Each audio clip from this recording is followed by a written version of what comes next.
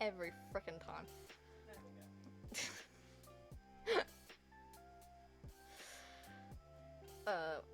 So, Muse did that whole bit. Quick run through.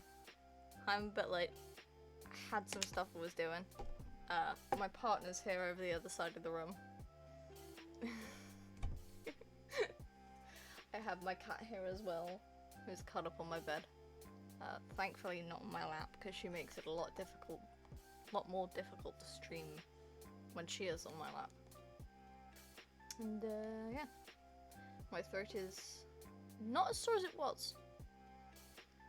I will put that out there. Usually it hurts really bad when I wake up on a Saturday morning because it knows. But I've had a coffee and some toast with peanut butter on it, so my throat is slightly less objectionable to me streaming.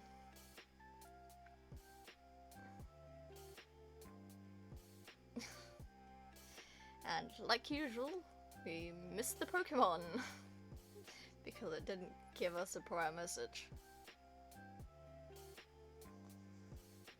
So apparently there's a apparently there's supposed to be a Mountain Dew AI bot that's like appearing in chats recently, and like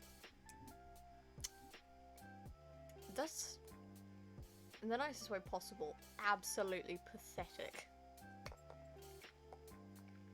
because they are now resorting to promoting themselves in Twitch chats because they're not getting enough people. Like, come on. You're a big company. Suck it the fuck up. But yeah, we're going to be doing the final part of Rise from the Ashes, which means Trial Former and Latter 2, which is going to be really annoying because they're going to be long and arduous. The longest. So much trials. Yeah. So much trials. This is both going to be very fun and also going to suck massively. Because, you know, it's Ace Attorney and I have to do a lot of speaking and my throat is going to be sore. Like usual. But, yeah. Switch over. There we go.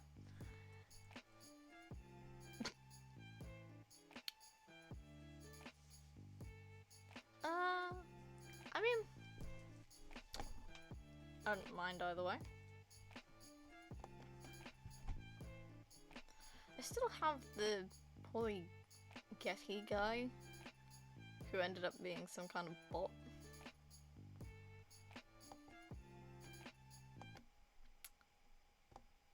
So we now... Whoop.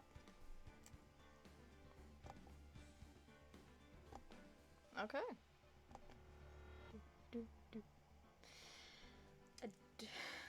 Background is still running. No, it isn't. Okay.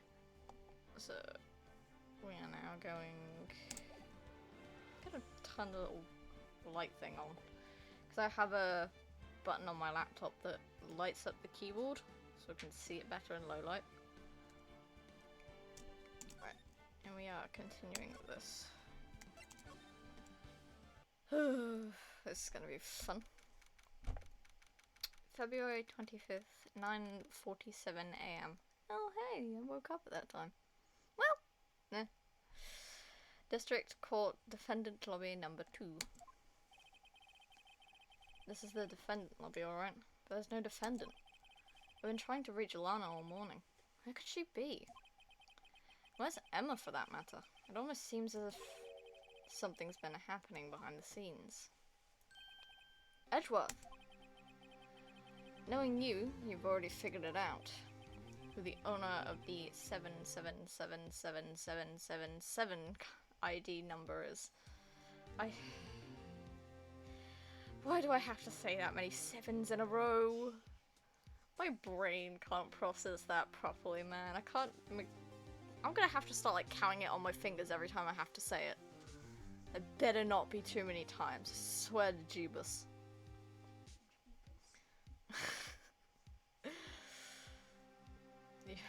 The owner of the 77s ID number is, that is. Because, fuck saying that many sevens in a row. Well, I have a pretty strong hunch. Looks like I'm not the only one who's figured it out. You know, the only reason this trial didn't reach a verdict yesterday is because there was still room for doubt regarding this ID record. If that number does belong to whom you suspect, then no doubt will remain. After all, he hasn't been officially charged with anything. True, not yet. In any event, once all doubt has been removed from the list, I can call for a ruling. 5 minutes, right, and Prosecutor Skye will be found guilty. But she didn't do it! I figured you'd say as much. That's why I came here, to hear what you have to say. This is the first time he's ever done something like this. Lana's hiding something. The only way we'll ever know the truth is to draw it out of her. The truth. Everything goes back to the SL9 incident. Don't be stupid. Today's the last day of the trial. We don't have time to reminisce about the past. That depends on you. If she's found guilty, you'll lose your only chance to find out what really happened. I'll think about it. See you in court, right? Someone made a meme, and it was Edgeworth's, like, slightly smiling sprite crossed with the smug-looking cat that has a bunch of knives pointed at it. And I couldn't unsee it. This is it. If I'm ever going to find out what Chief Gant has on her, it's now. Is it? February 25th, 10 AM. District Court, courtroom number 9.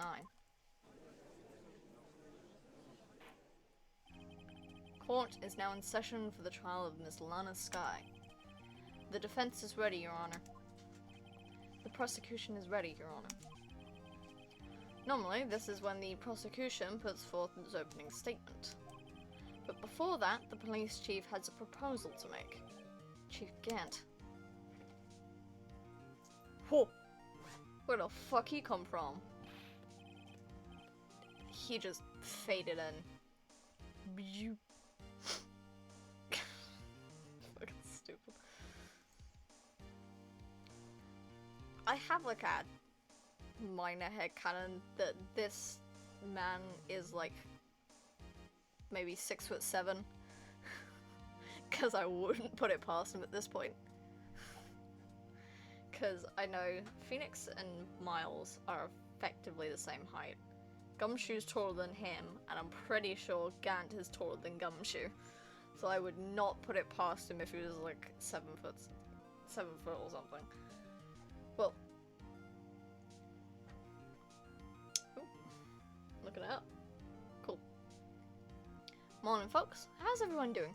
Hey, Edgy. Been back to the pool yet? Why is he always asking about swimming? Dude. No. I've been drowning enough. Bless you. I've been drowning enough as it is in my work. Huh, that's a good one. Don't think I can top that. If you don't mind me asking, Chief, what exactly is this proposal of yours? Wiki says 6'1". Ooh. Interesting. Lana, that is to say, the defendant, has asked me if she could speak directly to the court. She wants to do what? Having heard what she intends to say, I feel she should be granted her request. In the end, it should save everyone a lot of time and trouble. I think one of the most off-putting things is, A, his eyes are green, which, you know, that's not necessarily a bad thing, but it is a little off-putting with, like, the rest of his outfit. And then the pink glasses on top of that. Because those so don't fit with the outfit, and that's something he can actually control. What's this all about, defendant? I'd just like to make one simple request. I'd just like to make one simple request and I'll be finished. Well then, what's your request? Your Honor, I'd like you to put an immediate end to this trial. Huh? I confess to all charges against me. On February 21st of this year, I murdered Detective Bruce Goodman in the underground parking lot of the prosecutor's office. No, Lana! Not pleased. Hope is not pleased that Rapunzel just sat down on the bed. It's okay, baby. Go back to snoozing, honey.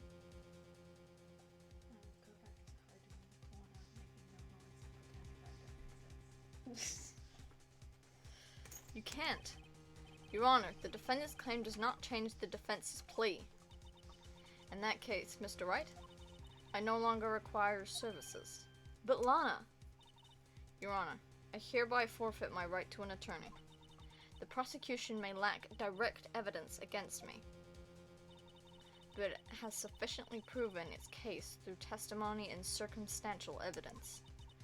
I would like you to render your verdict now, if you please. Well, the defendant certainly has the right to self-representation. Her request is legally valid, although this is an unprecedented situation. Indeed, it appears there's no further need to continue this trial, even if Mr. Wright may feel otherwise. This can't be happening. It appears the time for the verdict has arrived. This court finds the defendant. What do you mean the court finds this defendant objection? One moment, Your Honor. Mr. Edgeworth? The prosecution has not yet proven the defendant guilty beyond reasonable doubt. Any ruling at this stage would certainly be premature. Come now, Worthy. I understand this is a difficult time for you, but why don't you just be a good little boy and keep your mouth shut, That's rude.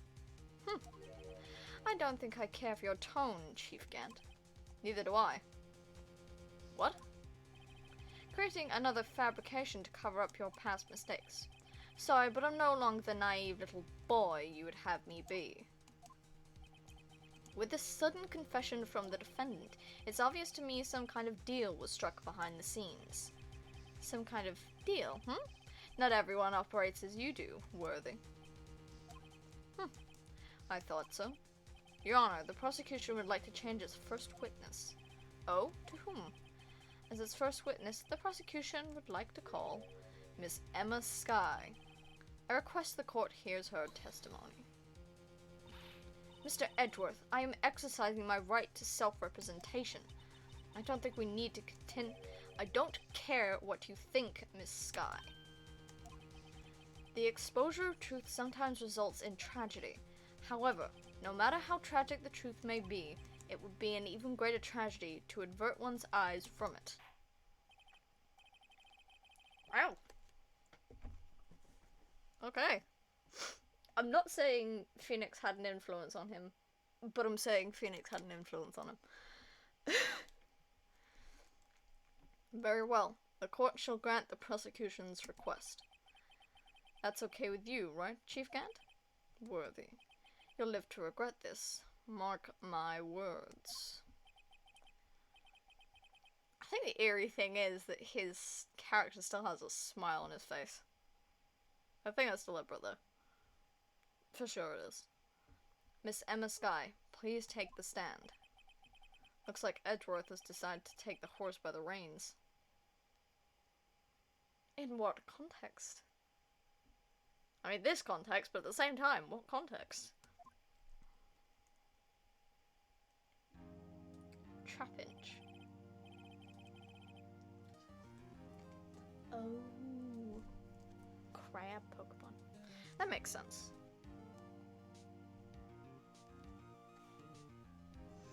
Now then, witness, please state your name and occupation. stop my hand being sweaty for 5 seconds to press the enter button.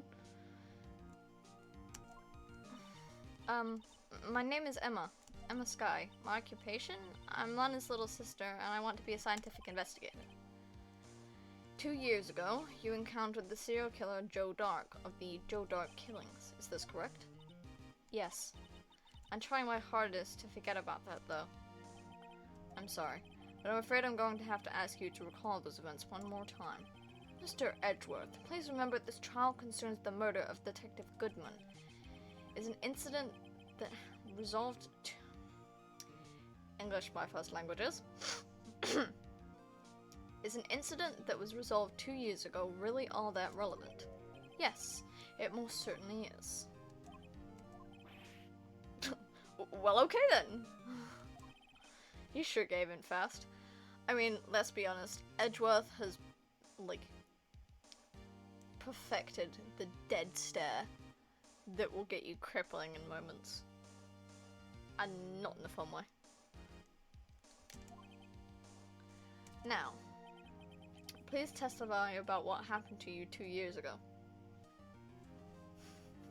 Have you played these games before, Mr. Judge? It's always relevant.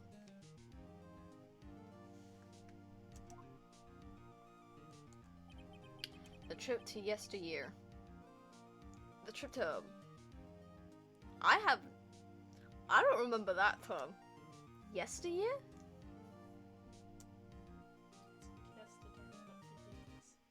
Yeah, that's weird. I'm just here to provide snarky comments. That's my job. Yeah, she do be chillin'. The trip to yesteryear has finally begun. It's bound to lead to the truth behind this trial. Or to someone's death. Normally both. 2 years ago. I was waiting in my sister's office that day. A man came running in and took me hostage. Neil Marshall rescued me, but I'll never forget what I saw in that instant. The man raised up his knife and stabbed Mr. Marshall in the chest. It's a good thing you weren't harmed. I passed out. I don't remember much.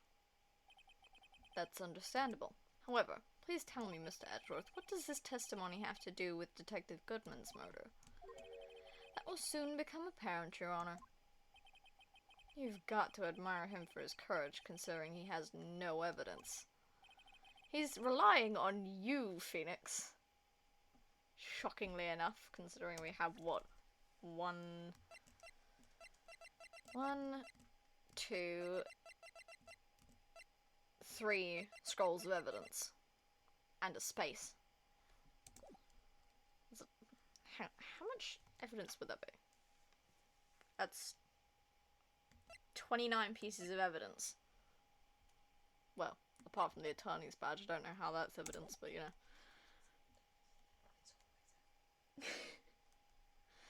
Very well, the defense may begin its cross-examination. I learnt the other day, you can't actually show Edgeworth the photo of his dead dad during his trial, because Maya stops you and goes, "What? Are you insane? Why would you show him that?" There's just so many people are used to just showing everything to hopefully get something, because they're not like me and don't use a wiki. And they try and present it to him, and you can't do it because it'll traumatize him. It's how it is. Right. We are... Oh, wiki's still on the last page. I didn't bring it up. Okay. I have it. Okay.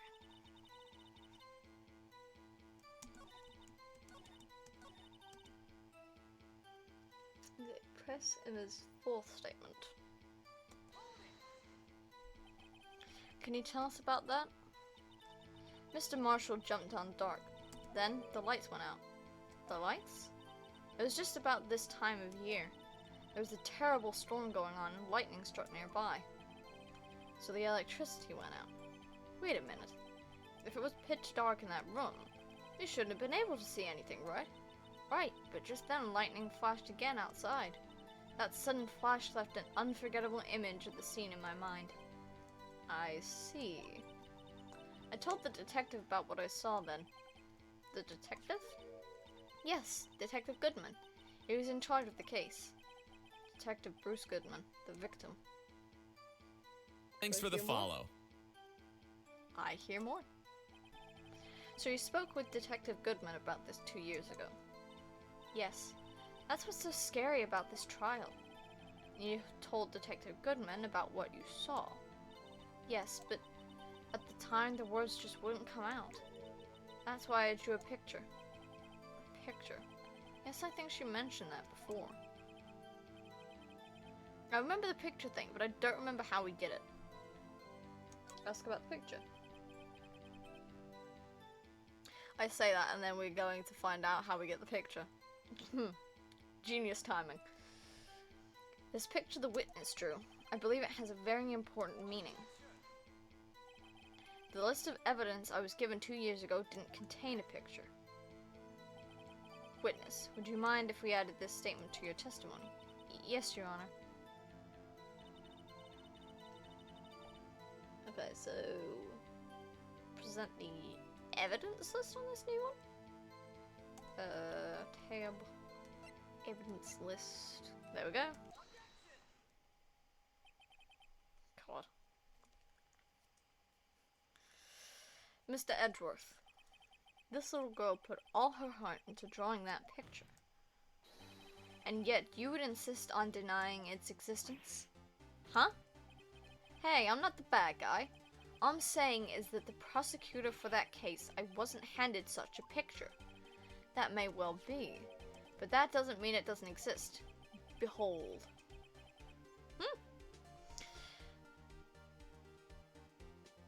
Yeah, I'm looking at SL9, and I'm just like, Sphinx Logan did what?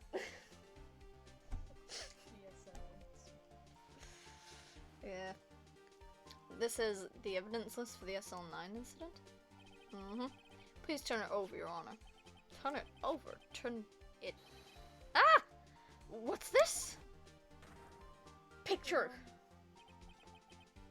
Hey, stabby boy. Yes, what is that?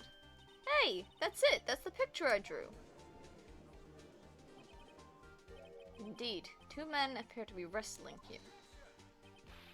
What's the meaning of this? What are you doing with that list? Me? Only the prosecutor in charge should have access to that list. Huh? These lists, they're different from each other. What? It would appear, Mr. Edgeworth, that the evidence list you were handed 2 years ago was incomplete. These two lists fit together to form one. You can see the marks here where they were torn apart from each other. So you see, Mr. Edgeworth, it's quite obvious what happened. 2 years ago, only half of the evidence list in that case was ever reached you. What? What? Man, he is not happy about that. Oh, thank you, Angel Membrane, for the follow. Order. Order! But Miss Skye, why did you draw your picture on the back of such an important list? Because that's what Detective Goodman handed me in the questioning room, Your Honor. Wait a minute. If this list was torn in half, then that means... Your Honor, you alright, Mr. Wright? Your eyes are bulging from your head. No, that's how he usually looks. If the evidence list was torn in half, then there might be more of the drawing on the back of Mr. Edgeworth's list. Yes, that's quite conceivable, Mr. Edgeworth. It's possible. Let's see.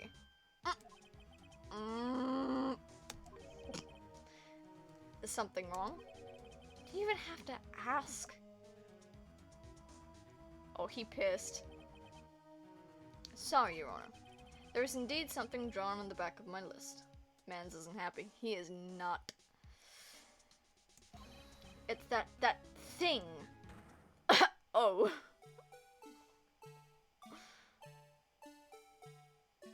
The music's not bad.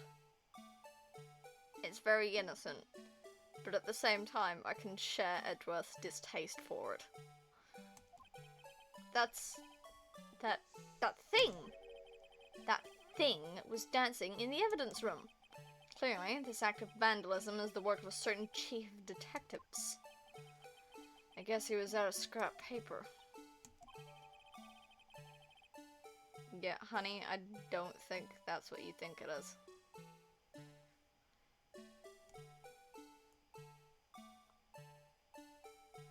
Just vibing to the music. Evidence list restored and updated in the court record. Half of this list was found in Gant's desk, which is very suspicious. Very well. Witness, will you please testify about this picture you drew 2 years ago? Huh? Oh, yes, sir, Your Honor. What's wrong with Emma? She seemed to be thinking about something when she was looking at the picture. Yeah, the blue badger thing. I don't get how that's supposed to be a badger by any stretch of the imagination, considering I've seen what a badger looks like. So, this is the picture I drew 2 years ago. The flash of lightning was so bright, all I could see were shadows. After that, I must have fainted. This picture shows exactly what I saw in that instant, which for a 14-year-old is pretty clean. I'm not great at drawing people either, so... To think a flash of lightning could burn such an image in your mind. Well, yeah, it's like a flashbang, man. Literally. Thanks to that, though, she was able to show us exactly what she saw. Well, I don't see any contradictions here. This clearly shows Joe Dark about to murder prosecutor Neil Marshall. The defense may now begin its cross-examination. I would like to point out that doesn't distinctly show anybody. It is just 2 frickin' people. This is the picture I drew 2 years ago. The flash of lightning was so bright all I could see were shadows. After that I must have fainted. This picture shows exactly what I saw in that instant. Okay. So... This first statement.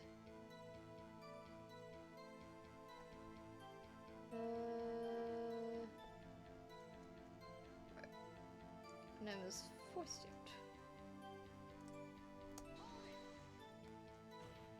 I'm gonna press it first. Sorry for asking so many times, but are you sure you drew exactly what you saw? Of course, this is the exact scene.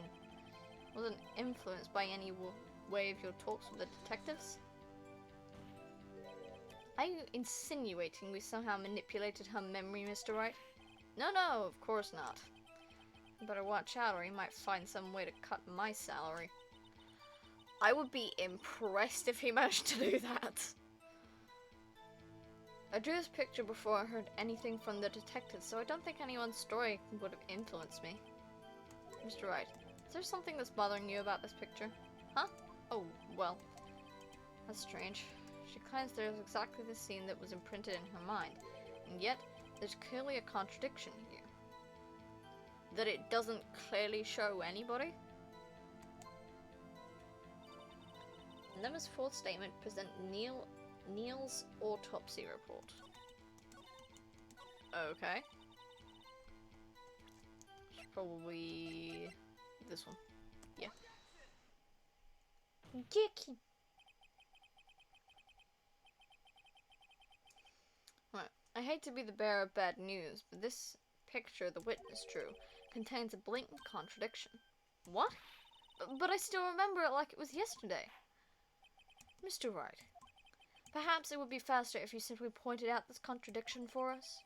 What part of this picture contradicts the autopsy report? Oh shit, whispered. Present the tip of the knife held by its wielder. Yeah, because aren't knives usually pointed?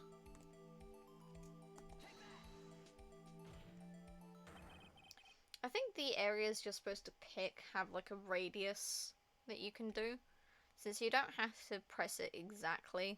Because if it was exactly, I'd be struggling to do that on PC. And also my DS is kind of skewed, so I could press like the center and it'll have a dot that goes slightly to the left. The contradiction, of course, lies here. I had difficulty with that when doing the DS thing, because it started pressing stuff that I didn't hit, so I had to be very careful about where I touched on the screen. Take a look at the knife the man is holding. If you look closer, you can see its tip is broken. Even I don't have to look closely to see that, Mr. Wright. Mr. Wright, look at the evidence. See that murder weapon? Its tip is broken too. If I recall, the tip of the knife was found broken off in the victim's body. It's the conclusive piece of evidence that proved Joe Dark was the murderer. I'm afraid it's not so simple, Emma.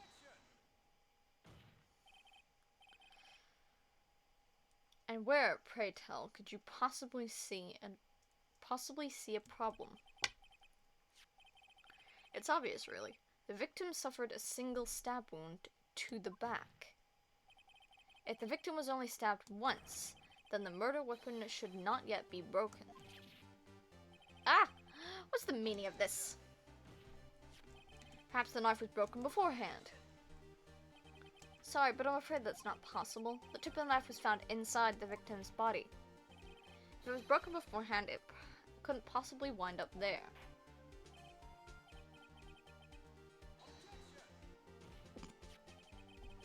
Just a little bit slow.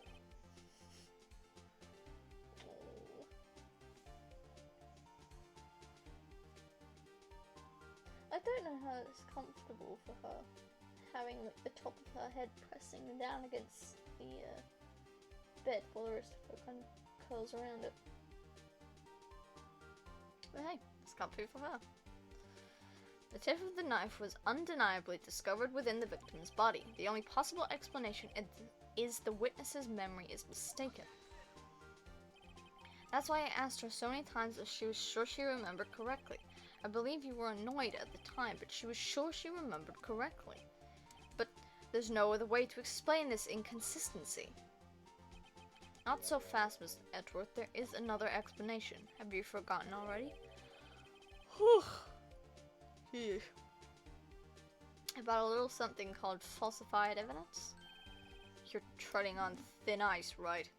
Oh, hey. No patience. Take a bit of a sippy. All I'm saying is that this broken knife tip might not be the piece of evidence that was forged. You can't deny the possibility. No. Ugh. Really peed off. Oh, the little leg stretch. The little leg stretch. Hi, big-eyed baby. You go back to snoozing, little kitty. Order, order, order! You saying the investigation really was corrupted? Your Honor, please allow me to once again go over the events that took place the day of the murder. The police department and the prosecutor's office were holding a ceremony that day. After receiving the King of Prosecutors Award at the ceremony, Neil Marshall questioned Joe Dark along with Damon Gant. During his questioning, Joe Dark fled the room. Ugh. Jesus. I had nearly 9 hours of sleep, and I'm still yawning. It's bullshit. Prosecutor Marshall chased after him and was killed by Dark. It is my belief that somewhere in this story there is a lie. I'm not lying. The man really was holding up a broken knife. If that's true, then there's no other way around it. This could not have been the actual murder weapon. There must have been another broken knife. What are the chances of there being 2 broken knives? Another broken knife besides Joe Dark's. Could there have been one? Yeah. Isn't it the one that's missing from the shield? There was another one. There was another. Okay, cool. If the witness is this adamant about the accuracy of what she saw, it can't just be explained away by a simple observational error. Mr. Wright. In that instant, Emma really did see a broken knife. Assume, then, that you have some information about this other broken knife. If so, please feel free to enlighten us. The murder weapon was already broken prior to the murder. There's only one way. Take a look at this. Here's the real murder weapon. A picture? Present the Gant team picture. Yep, it's the presentable. Presentable? It's a piece of evidence I need to present. The answer lies in the past. 2 years in the past. Right here inside this picture. Yeah, because it's a broken knife. This is a picture of the awards ceremony. Ah! What is it, Mr. Edgeworth? It's the broken murder weapon. Notice the award Prosecutor Marshall is holding. That's probably why it was removed. That's a broken knife. As we earlier concluded, the knife in the drawing was not Joe Dark's knife.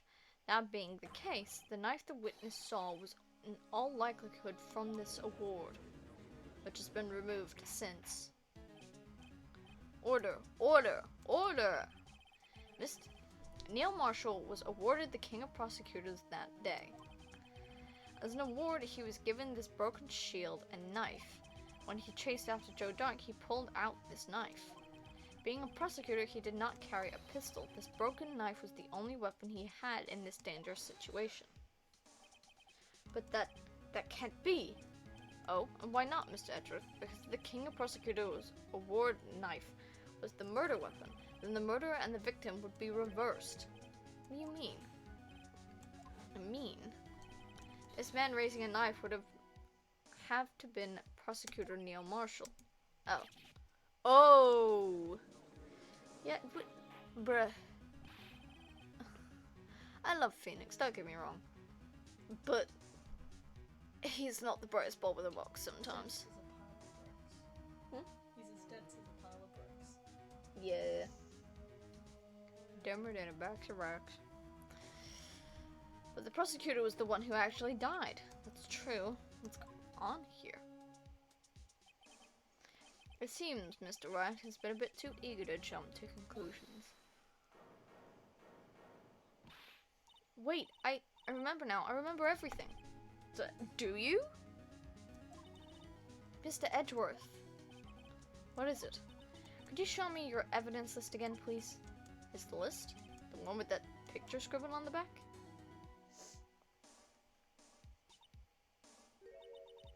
I knew it. This picture. I'm the one who drew it. What? You drew that? That's right. The list wasn't torn in half at the time I drew this picture.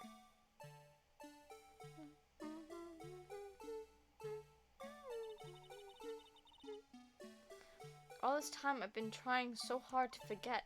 I must have locked this part deep away inside of me. Part away deep inside of me. Close enough. Perhaps it would be best if we added this to the witness testimony. Would you please tell us what you recalled, Miss Sky? Yes, Your Honor. First the knife mix-up and now the blue badger? This should be interesting. You are not getting a day of rest, my man. Not with this shit going on. When I saw that man raise his knife, I panicked and rushed toward both of them. I think I knocked away the man with the knife. Just then there was another flash of lightning, and that's when I saw the blue badger. He wasn't in the room, but I'm sure I saw his shadow.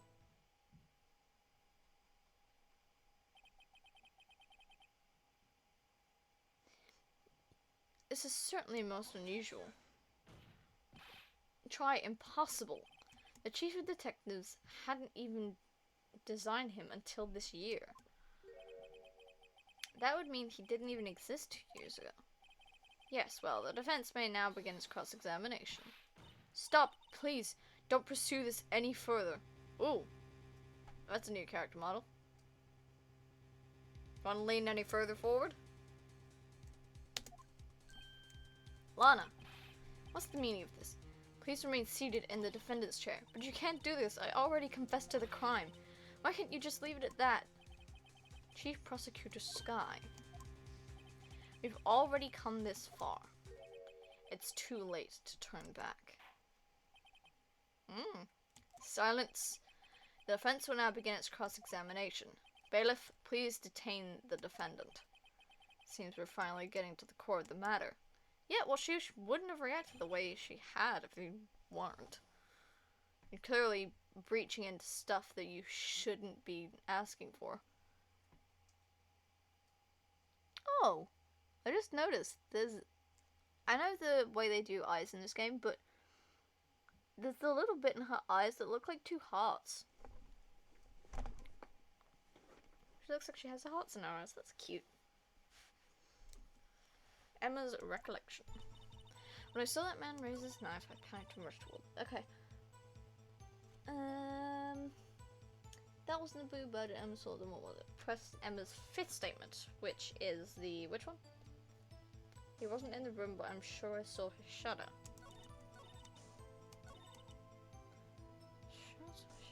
And then present. Press it. Okay, no, press it. Okay. His shadow? So you mean you didn't actually see his face with its winning smile and all? That's right, but I still remember it. He had 3 creepy horns. This is pointless. That thing couldn't have possibly existed 2 years ago. The witness must be mistaken. That may well be. But what's important is what caused her to think she saw what she did. Oh, and I suppose you have an explanation. If so, then by all means, please tell us what the shadow really was. What was it Emma saw when the lightning flashed? What is this blue badger really? I might just know. Blue badger hadn't even been dreamt up when Emma drew this picture, yet she's certain she saw its shadow. Ladies and gentlemen, it is the defense's belief that on that fateful day 2 years ago, there indeed was something that looked similar to the blue badger, something that is now sitting in this very room. Mr. Wright! Oh, she looks happy. In this room? Very well, Mr. Wright. What is it that the witness saw in that instant? Please show us this mysterious blue badger look-alike. It's the broken jar. Unstable jar. The mysterious blue badger was, in fact, this. But that's, what exactly is that? I believe it's some sort of jar. But Mr. Wright, that doesn't look anything like the blue badger. Indeed it doesn't. As it stands now, it's just a plain jar. However, what if we were to change our viewpoint? Our viewpoint? I've got to show them the correct angle to look at this from. Oh god, I gotta do this shit.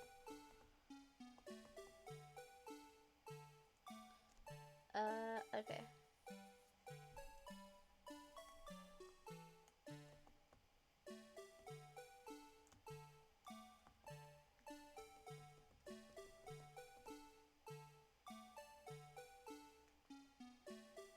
Oh, we gotta rotate it.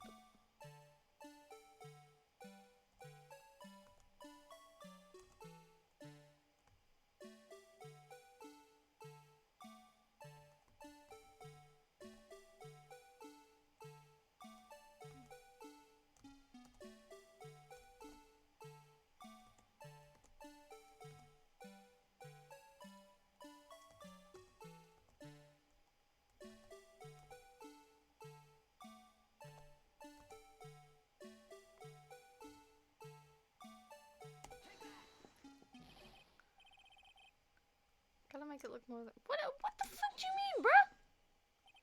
Allow me to remind the defense its case hinges on the witness's drawing. If Mr. Wright can't match the shape the witness drew, we cannot accept his claim. Okay, fuck you.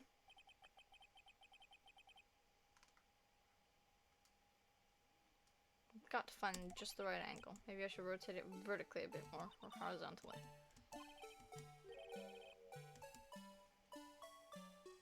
Okay.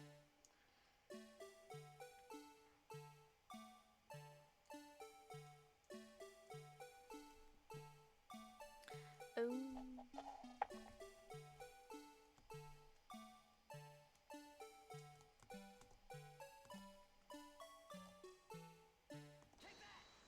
Shit. Yeah, I know. Thank you very much.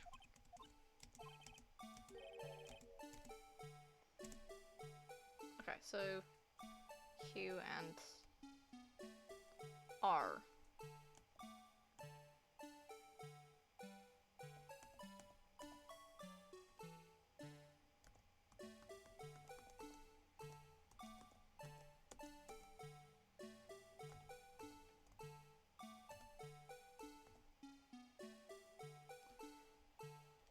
The small side has to come top ball on the batter's head. The two handles go on either side of it. The top hole on the bigger end should be pointing toward you and downward. If you see the resemblance, present to the court. If you've forgotten the button layout on the wing. Okay.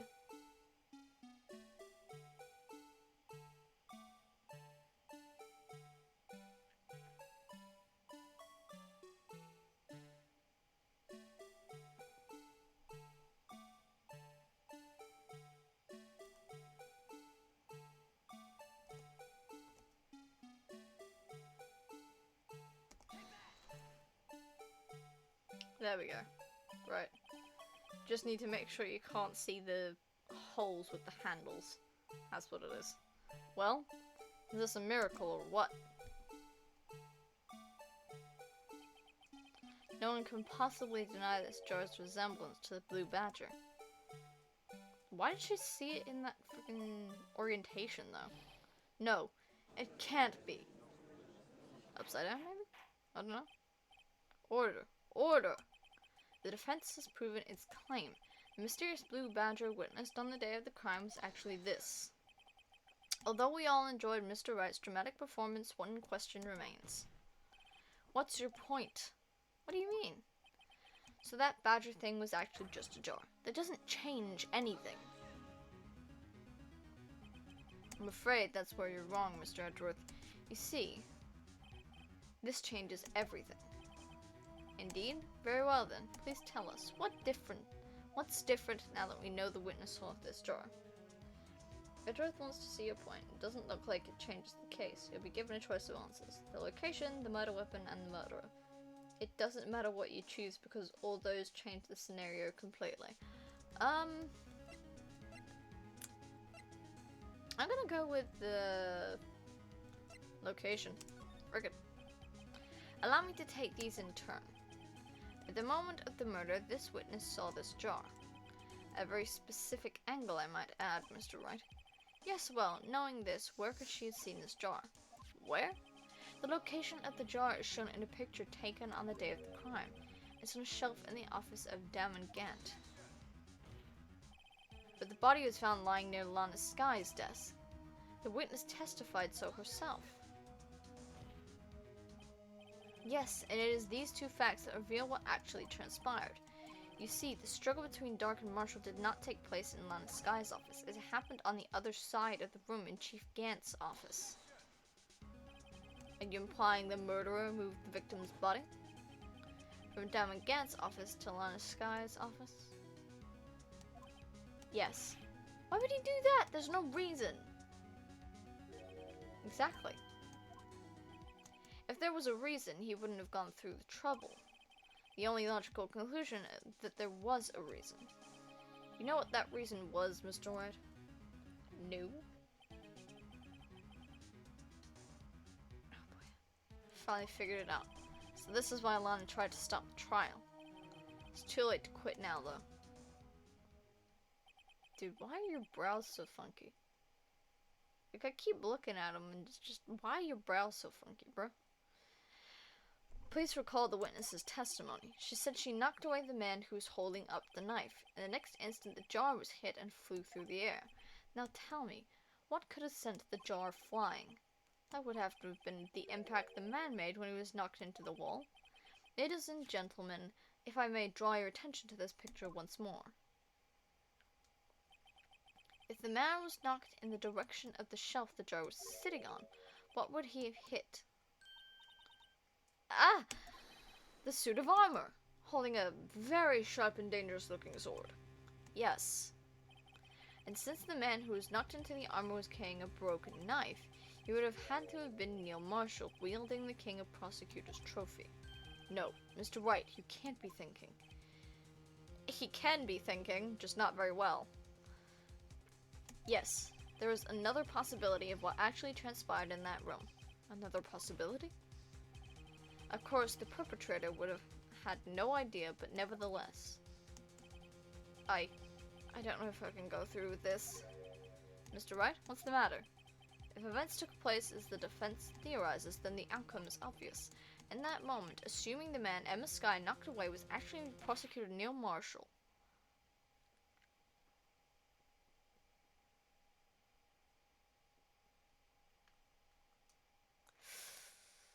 Yike.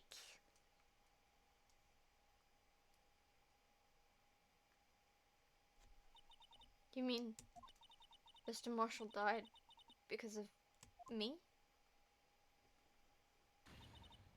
No! Please say she faints. Please say she faints.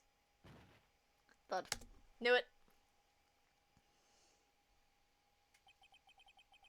I never imagined her testimony would lead to this. So it was the witness who took the victim's life and then proved so with her own testimony. This is unprecedented. I wouldn't say unprecedented. Real life is fucked up in many ways.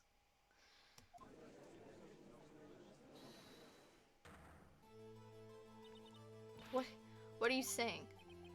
I'm sorry, Miss Skye, but given the circumstances, Joe Dark murdered Prosecutor Marshall. How can you think it was Emma? How dare you try to pin the crime on her? I imagine that coming from you. If you recall, it was you who admitted to forging evidence 2 years ago. The reason you moved Prosecutor Marshall's body was to keep anyone else from finding out about what Emma did, wasn't it? Assure you, Mr. Edgeworth, I have no idea what you're talking about. If you hope to have anyone believe your insane allegations, I'm afraid you're going to have proof. Tell me, do you have any conclusive evidence that proves my sister killed Neil Marshall? Call Emma's testimony. She said she pushed the man holding a knife and seeing the wrist. Okay. Evidence? I'm willing to bet you don't. Yes, it certainly would be difficult to prove this with evidence. Without evidence. If we don't have evidence, then we'll have to rely on testimony. I'm afraid that won't work in this case. Both parties involved in the incident are dead. You certainly can't get dead people to testify. Well, you can't right now because Maya's away. If she wasn't, you would. This has all been a wild goose chase from the beginning. Maybe. Touché, Miss Skye. Of course, that only leaves us with one possibility. I mean, there's still other possibility? You mean there's still another possibility? What do you mean, Mr. Edgeworth? I mean the possibility that the victim has left us a message. For better or for worse, Mr. Marshall did not die instantly. He may have left behind the name of the person who took his life. Spot on correction, now about not being able to have the dead testify, kidding. Yeah. In one manner or another. That's impossible. Well, Mr. Wright, this is the only possibility. Thanks for the follow. To you. A message from the deceased. Does such a message exist? Pretty sure. I've got to think back to the court record. The Deal murderers... The Deal murderers? The real murderer's name that the victim may have left behind is in the evidence. This message from the deceased is already in our possession. Mr. Wright, will you stop at nothing to prove my sister a murderer? Maybe. Do not be mistaken, Miss Skye. Our purpose is not to accuse Emma of any crime. There is only one thing we seek, the truth. No matter how painful it may be. Now then, Mr. Wright, please show us the piece of evidence that conveys a message from the deceased.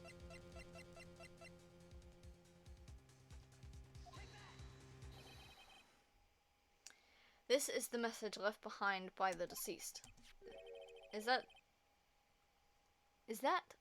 blue badger from before, right? Oh, is he going to just speak the killer's name? That thing could, I'm sure it would. Looks like everyone's forgotten this is just a jar. A message was left here on the surface of this jar. What do you mean? If you look closer, you can see a faint trail of blood on this jar. Looks like someone wiped the blood away. Yes, but notice, for some reason the blood on one of the fragments was not wiped away. Yes, there is a line here, drawn in blood.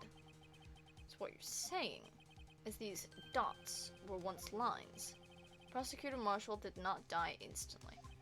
He used the few precious moments left to him to leave behind a message. One that someone apparently wiped away, but blood must have seeped into the jar where the lines changed directions. Precisely so. All we need to do is connect these points, and the victim's message will become apparent. No. Really?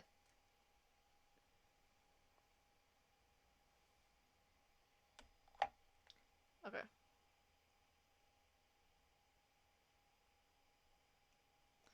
Mr. Wright, what kind of message did the victim leave for us? Your Honor, I believe these bloodstains will reveal to us the answer. Got to connect these dots to make the letters. There's only one thing the victim would have written given the circumstances. His murderer's name. Okay, on the iOS version, which unfortunately is the one I'm using, you have to do the lines in a certain order. First, the line at the top left dot.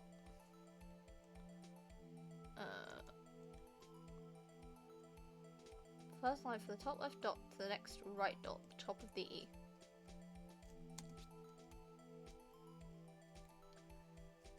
Then from the top left dot down to the bottom left dot.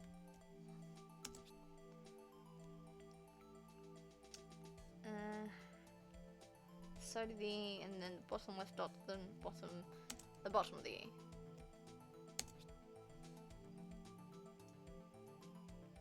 Next, do from the middle of the M.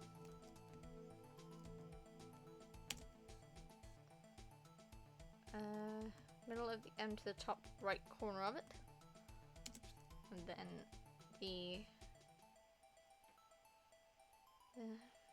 do it from the middle of the M to the top right corner of it, then down the right dot of the M.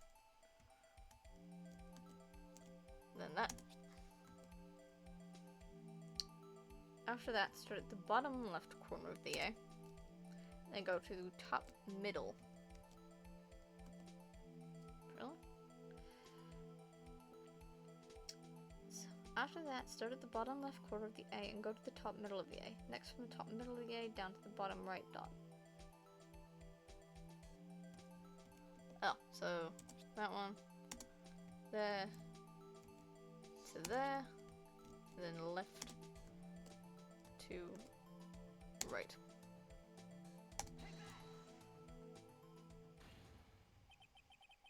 It's the defense attorney's duty to provide their client to prove their client's innocence. That's why all I've been thinking about is saving Lana. After all my efforts, I never would have thought it would turn out like this. Emma. So this is the final message Prosecutor Marshall left behind. Oof.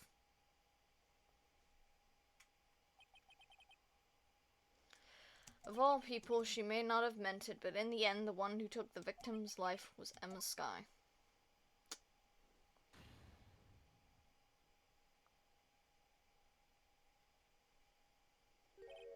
Seaworthy? Can't say I didn't warn you.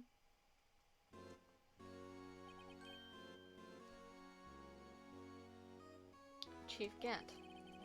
Do you understand the implications of what you've done? What? What are you talking about? 2 years ago, Joe Dark was sentenced to death. He was convicted because of his final murder. I believe you were the prosecutor in the case, were you not? Ah, yes, Worthy. Because of you, an innocent man was sentenced to death.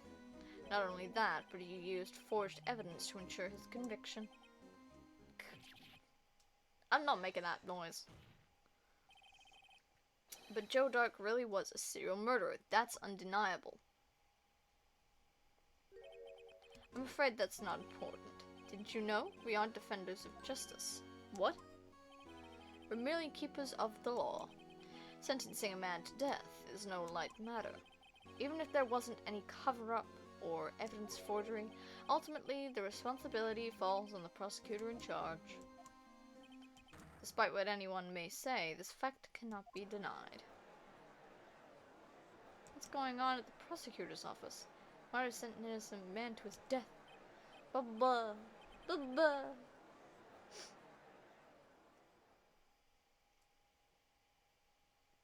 The gavel's pounding fell on deaf ears. Unable to settle the crowd, the judge declared a recess. Where this trial is headed, no one knows.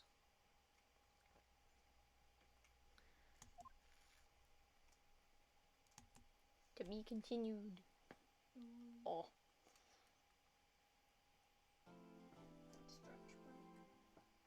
Yeah.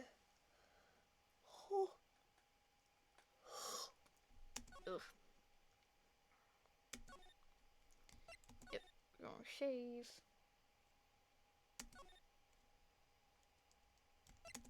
No harm in double saving.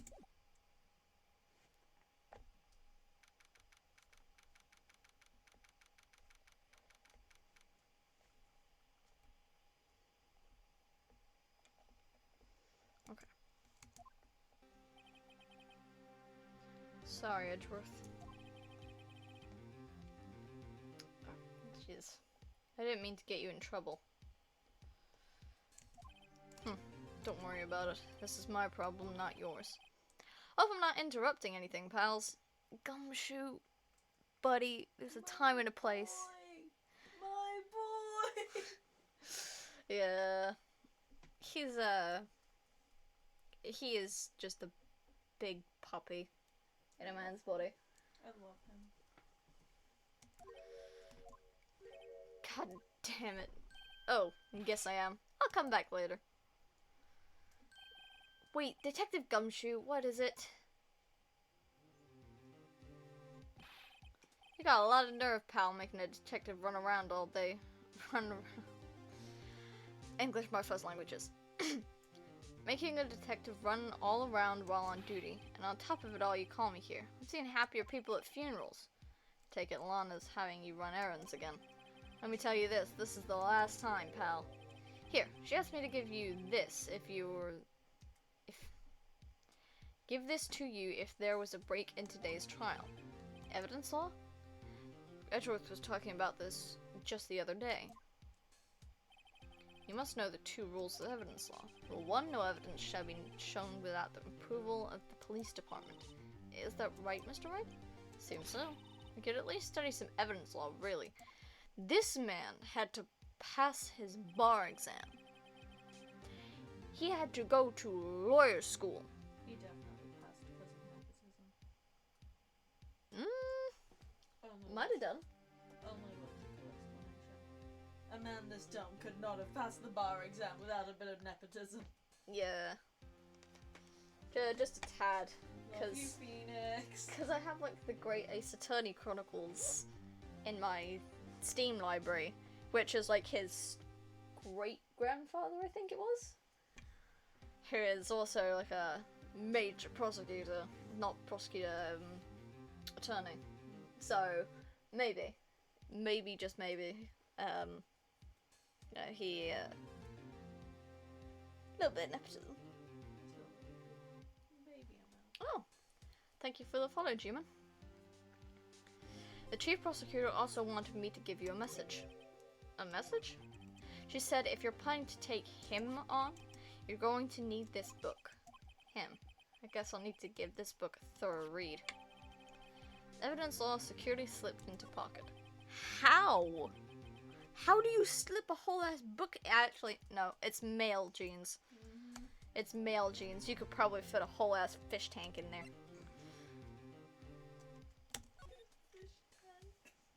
You could though. You could put a fish tank in a man's pocket. No evidence shall be shown without the approval of the police department. Unregistered evidence presented must be relevant to the case on trial. Doesn't look like that book will do you any good now, though. All that's left now is the chief prosecutor's sentence. That's where you're wrong, detective. Huh? Haven't you figured it out yet? Are you still sitting in that prosecutor's seat despite all these allegations being thrown at me? Can you see what I mean by the smug cat? He is such a smug cat. Oh my god. He looks like the picture of the smug cat getting all the knives pointed at him. I can't unsee it now. despite all these allegations being thrown at me. Mr. Edgeworth, the real trial today hasn't begun yet. What? What else is there left to do? Your credibility has been all but ruined with this forged evidence you were unaware of. Emma Skye found out she's unwittingly caused a man's death. And now you're telling me you want to do more?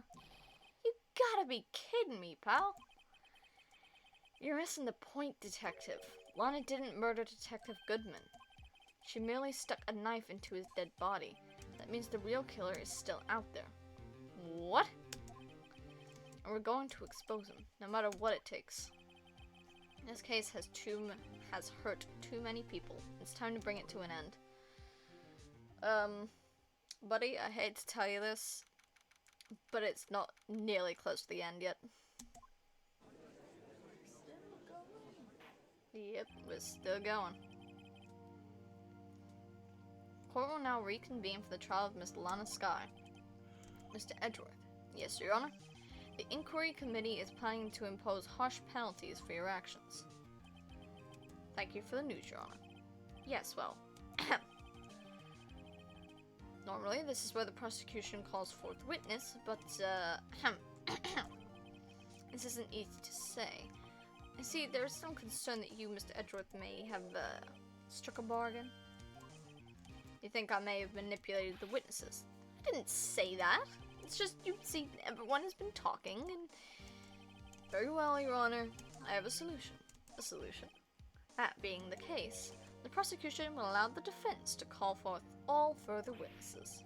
What? But there's no precedent for what you're proposing. Undeniably, this is an unusual arrangement, but a very effective one. It would prove that I haven't struck any deals with the witnesses. Well, Mr. Wright, what do you say? Unbelievable. Edgeworth has found a way to continue the trial. I mean, yes, he has, but at the same time, why? Why are we still here? Just to suffer? Very well. The defense accepts the prosecution's proposal. Then it's all settled. The, defense may now call forth the next witness. Mr. Wright, you do realize this is your last chance. If you call the wrong witness, this trial is as good as over. The defense calls. Time has finally come to bring out the real murderer. Give me a second. Back in court, the judge tells Edgeworth to use his actions, receive harsh penalties. Edgeworth heartily accepts and turns over his right to call witnesses to you. Present Damon Gant's profile. Can do, buddy. Call him to the stand. Damon Gant. The defense calls Damon Gant to the stand. Damon Gant? What does he have to do with anything? As the defendant's partner 2 years ago, Mr. Gant has first-hand knowledge of the crime. I feel we should hear what he has to say about it. As luck would have it, he would still be in the courthouse. He would also be the least likely to have been manipulated by me in any way. Wouldn't you agree, Your Honor? True. Alright, bailiff, please escort Mr. Gant to the stand. Witness, please state your name and occupation. What is this? Some kind of practical joke? I was just on my way to lunch. Your name and occupation, sir. Worthy, are you sure you want to do this? Your name and occupation.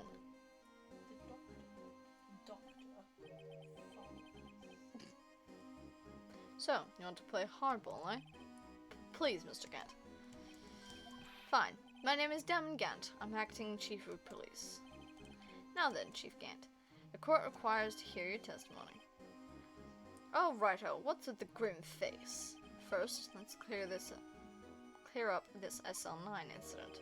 Oh, you mean that time when Lana's sister murdered that prosecutor? Personally, I think it's been made pretty clear already. There's still some things unaccounted for. Oh, like what? Like the role you played in all of this. Son, either you're very brave or very foolish.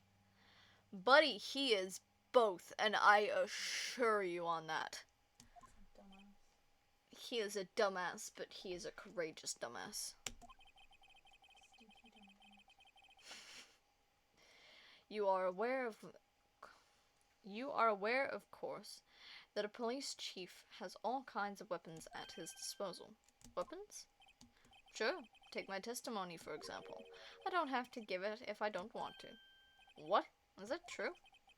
I'm afraid so. The chief of police has the right to refuse to testify. Of course, such an action carries with it certain risks. Don't worry, I'm not here to hinder your trial. Just remember, if this turns out to be a big waste of time, don't say I didn't warn you. Very well, the witness may now begin his testimony. The SL9 incident. As you recall, Neil and I were questioning him that day. To make a long story short, we slipped up. That power outage didn't help either.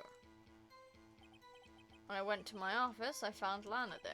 Apparently, she had already arranged at the crime scene. As you can see, it had nothing to do with the forgery. Yeah, well, we don't have any evidence that you're telling the truth. Is that when Dark was arrested? Him? He was lying on the floor, unconscious.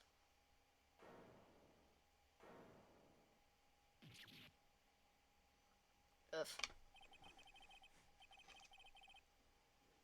He got killed on a sword on a suit of armor? L. When Emma sent Neil flying, which I find very hard to do as a 14-year-old girl, when Emma sent Neil flying, it seems Dark bumped his head. I see. Everything seems pretty clear-cut. If the police chief has the right to refuse to testify, then I'd better hit him hard and fast.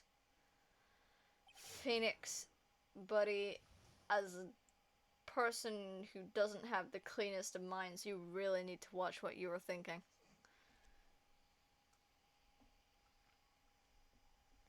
Sounds like someone's just a Phoenix Wright simp. Yes, I am, but that doesn't negate the fact that he needs to watch what he's saying. Right. Hokey dokes. Present the unstable jaw evidence list on Gant's fifth statement, which is the which one? As you can see, it had nothing to do with the forgery. Oh. Yeah, I'll present the evidence list, because I feel like that's more damning.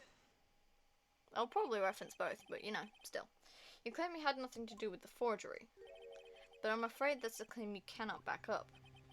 Explain yourself. Several pieces of evidence were found in your office. Take this list, for example. That's the list Emma Skye drew her picture on. This was discovered in your desk. Not only that, but a piece of this jar that was sitting in your office was found inside your safe. It was found where? You see, Chief Gant, these articles of evidence uncovered in your office are both concrete proof that you also played a part in the illegal investigation. I mean, the investigation itself I don't think was illegal. I think it was the forged evidence and the rearranged crime scene that's more illegal. Chief Gant, what's the meaning of this? Oh, he's a defense attorney who may even rival Worthy. Honey, Phoenix went to law school to become a lawyer just to see him again. Rivalry is the simplest of words you could use for whatever this is.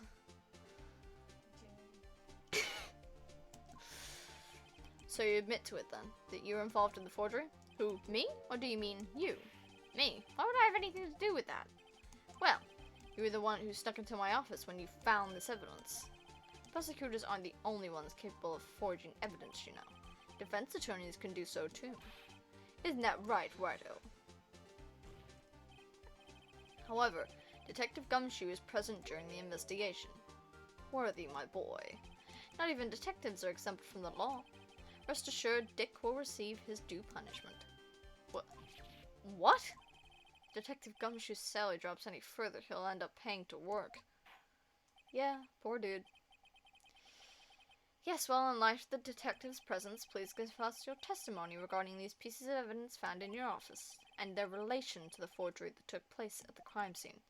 My, kids these days no longer know how to put two and two together. Yeah, stop acting all high and mighty, you bitch. let's see. What was it now? Jar fragment and a list? For all I know, you could have planted them in my office. Anyway, you can't prove when those pieces of evidence were discovered. If they were found after Dark was convicted, then they're worthless. There's no reason I'd participate in a forgery. Rearranging the crime scene wouldn't help me out in any way.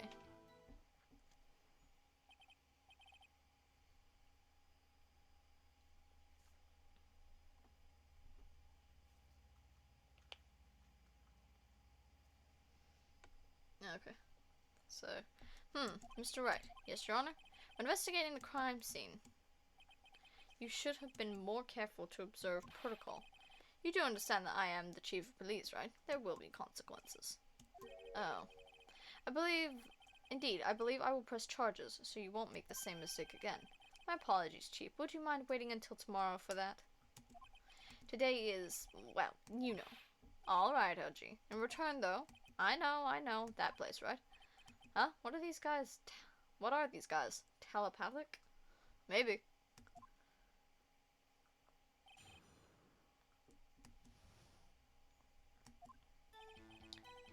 Okay. Press on his fifth statement, which is the rearranging one.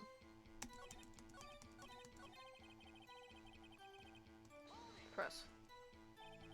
Really, Chief Kent? At the very least, there is one large benefit you'd reap from all this. Oh, I wasn't aware. What is this benefit? That would of course be the position you have. Chief of Police? Oh. The resolution of the SL9 incident secured your promotion to Chief. That in itself is sufficient motive. Oh! Ho ho ho. That's a good one. Huh? Do you really think I'm that incompetent? What do you mean? Even without that case, I was already in line to become the next chief. The resolution of SL9 merely sped up the inevitable a little. Is that true, Edgeworth? Yes, he was going to be made chief anyway. Gah. Be careful when pointing that finger, or you might wind up being the one pointed at. So that means there's only one possible motivation for you to commit forgery. If you didn't do it for yourself, then you did it for someone else. Don't be silly, Worthy. You know me better than that. There are only 3 people I look out for. Me, myself, and I. There. It's out in the open now. Aji, would you mind if I change my testimony a little? By all means, please do.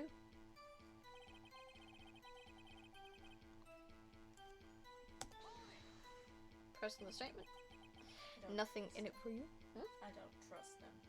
Yeah. No one with glasses that big is trustworthy. Yeah. He is not a very trustworthy person. He is making very vague and ominous threats. He's also a gnome. He is. Sorry, but the only person I care about is yours truly. That girl, Lana's little sister, was it? If you think I felt sorry for her, you'd better think again.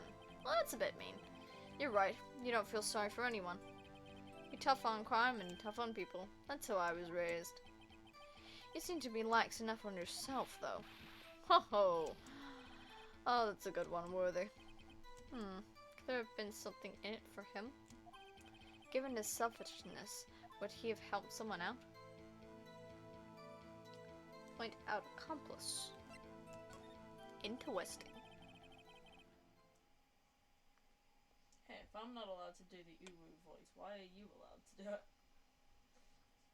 Because I'm cute. Well, yeah, but like, come on, this is double standards. Oh, crack the knuckles. Crunch. True, you might not help out anyone for their sake. If it would benefit you, you might decide to assist someone.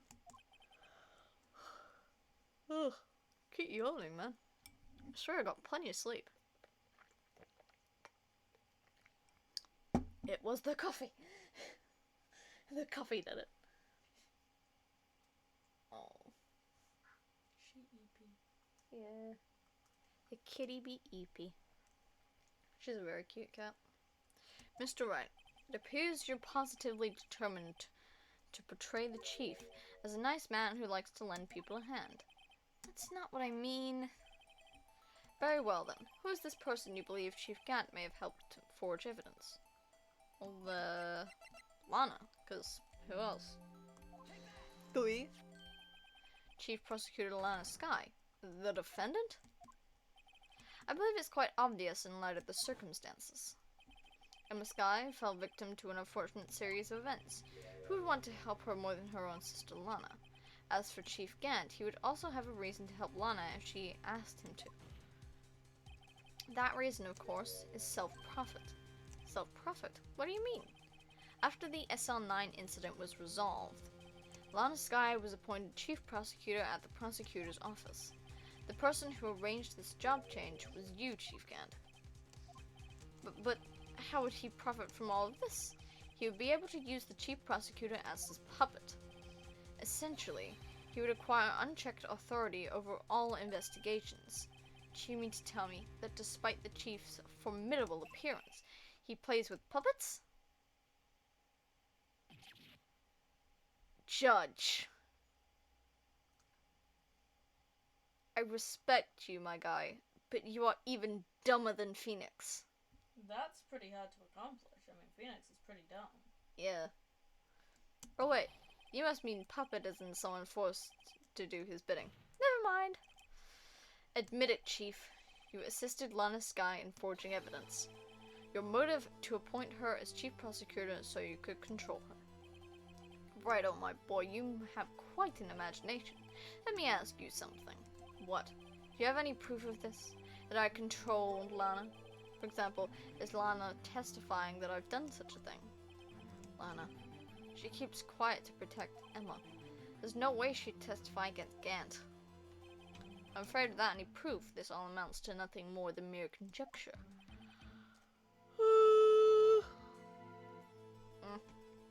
Unless that is also what happened in this incident. This incident? Which one would that be?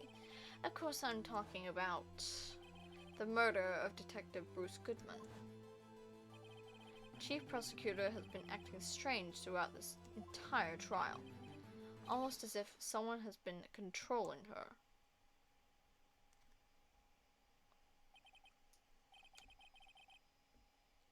Worthy, you'd better watch your tongue. I wouldn't want you to get hurt. Just what do you mean? Judge Hanning. What he means, Your Honor, is that Chief Gant is involved in the murder of Detective Goodman. Not only that, but the Chief is now making Lana take the rap to cover up his involvement. What? What do you mean, what? Is it really that shocking? Order, order, order! I said order!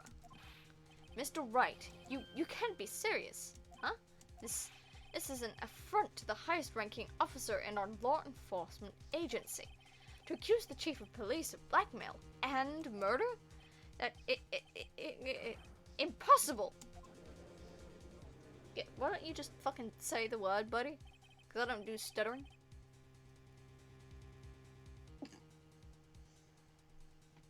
He even hopes like, yeah, that's a bit too much stuttering for my liking. Okay, pretty kitty.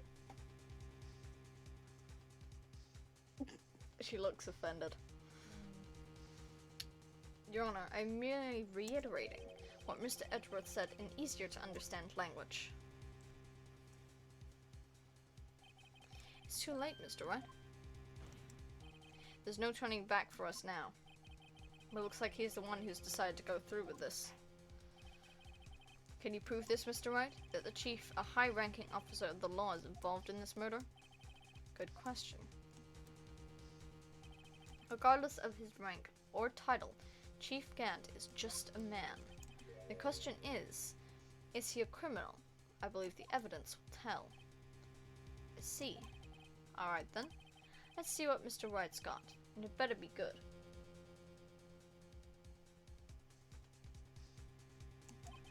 Show us this evidence that ties Chief Gant to the murder of Detective Goodman.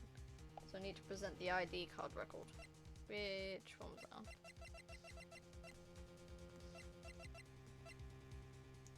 Right in the middle. This is the ID card list. Yes, the only one that shows who entered the evidence room on the day of the crime. There was one ID on the list we couldn't determine the owner of yesterday. 77777777. Too many fucking sevens for my liking. Sorry, but there's no way you can prove that that's my card number. It's your number. What? How do you know that? A safe in Chief Gant's office requires a code to open. A 7-digit code. 7 digits? You don't mean. I'm afraid so, Your Honor. The code was fucking 7 sevens. The same as the remaining ID card number on that list. Chief Gant, you entered the evidence room on the day of the crime. Oh, see, he's sus. He's sus. He's sus.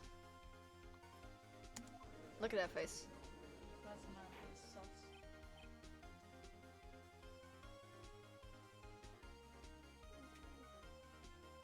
Yeah, baby. She's so sweet. I love her. Order. Order! Chief Gant, what do you have to say? Nothing.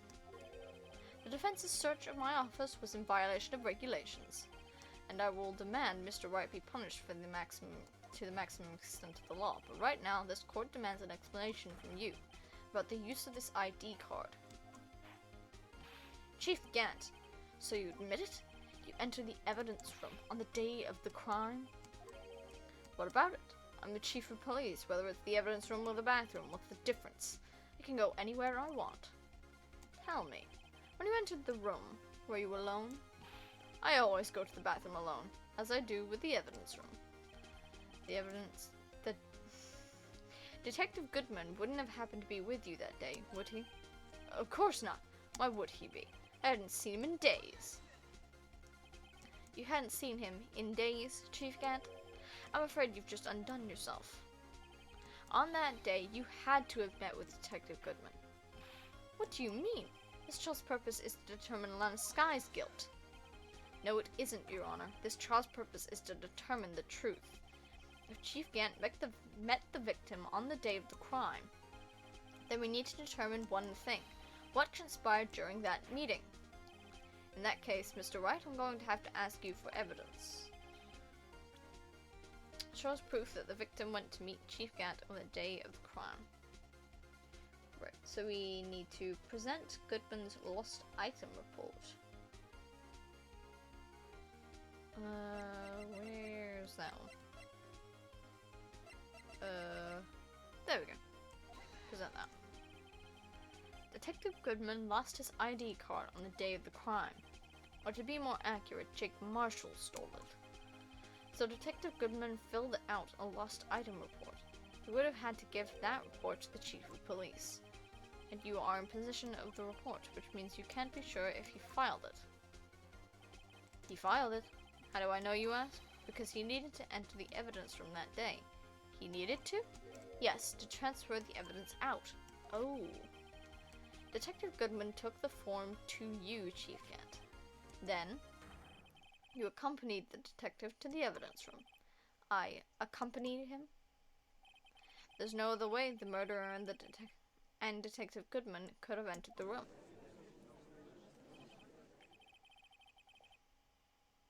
Hold on. Let me guess what you're going to say next. I, the Chief of Police, murdered poor Goodman. Exactly. But wait! The Chief didn't necessarily need to accompany him to the evidence room. He could have just lent him his ID card. Yes. Now that you mention it, I believe I might have done something of the sort. Sorry, but that's not possible. According to the record, your card was used only once. Yet you showed us your ID card earlier. If you had really lent it to Detective Goodman, it would have been found on his body. Whoa! Did he get struck with lightning or shit? Man's is guilty to the highest degree. Hell Vote yeah. him out. Yeah, we hit him. We hit a nerve. Get his ass. The murderer was most likely a spur-of-the-moment crime, for no one in their right mind would choose the police department as a place to commit murder. After the murder, you contacted Lana at the prosecutor's office. Why? To dispose of Detective Goodman's body, of course. Sebstroika. That's definitely a zebra Pokemon. Yeah, from Gen 5. Cool. Oh, straight. How close to the end of the trial is it? Oh, we are. Oh, we're on latter 1, so we still have a latter 2. But we are fairly close, I think. Yeah, we will get noms after this. We better. I will put the BRB screen on. Yay. You're forgetting, Mr. Wright, that the victim's body was discovered in the prosecutor's office's parking lot. How did he manage to move it there? I was at the police department the entire day, you know.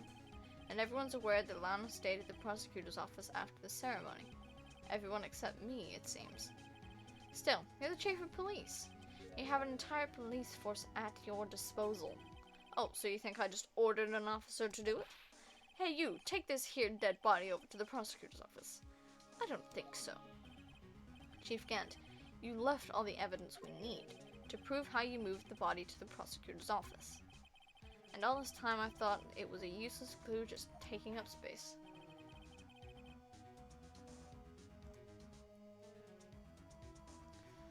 How could the chief have moved the body? Mr. Wright, show us this evidence. To move the victim's body, Chief Gant used this. Present the screwdriver or the parking stub. This is how we moved Detective Goodman's body. A parking stub. Miles Edgeworth. You mean the body was found in the trunk of Mr. Edgeworth's car? I think it's obvious what happened. The body was moved by that car. You mean I carried the victim's body? Precisely so. Wait, even you know I didn't plan on returning to my office after the ceremony finished that day. But you did return. Tell me, why? I was asked to go by Chief Gant, no less. He told me he wanted me to keep it here in the prosecutor's office. In any case, on the date of the stabbings, I brought this back here. So yeah, that was how he did it. A useless frickin' screwdriver. So you see, what you were really taking to the prosecutor's office wasn't a screwdriver, but the victim's body in your own trunk. If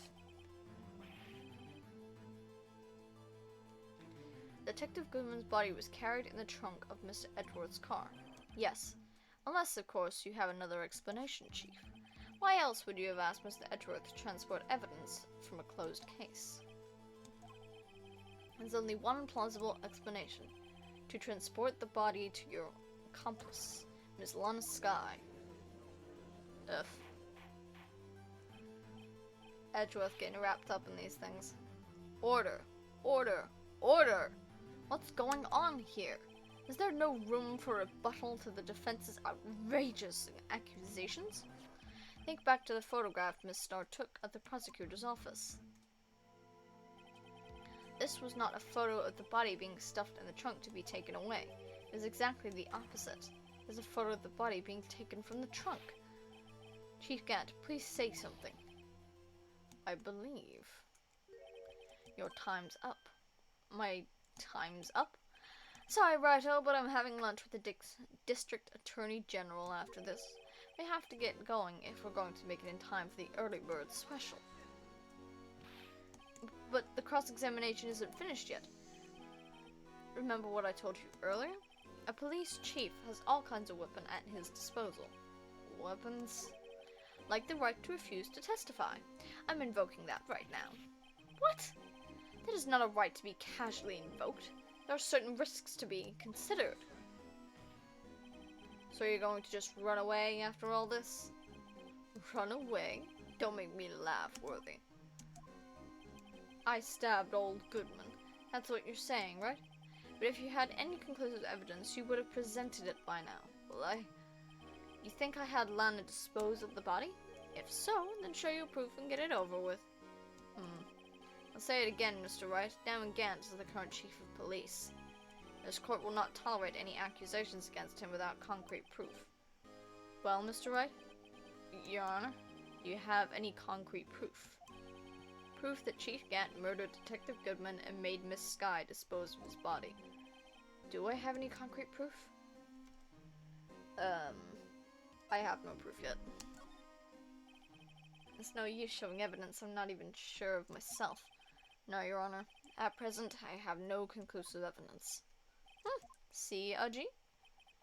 In that case, this court is forced to penalize you for your allegations against the chief. What? Here's a tip. Never gamble what you can't afford to lose, righto. It seems that Lady Luck was on my side again today. Okay, Aji, I'll leave the rest to you.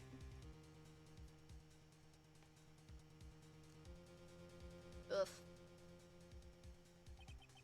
I warned you earlier, Mr. Wright. This is an affront to a senior officer in our nation's law enforcement agency. What? Lady Luck, Maybe we should have a word with her. Mr. Edgeworth, what do you mean?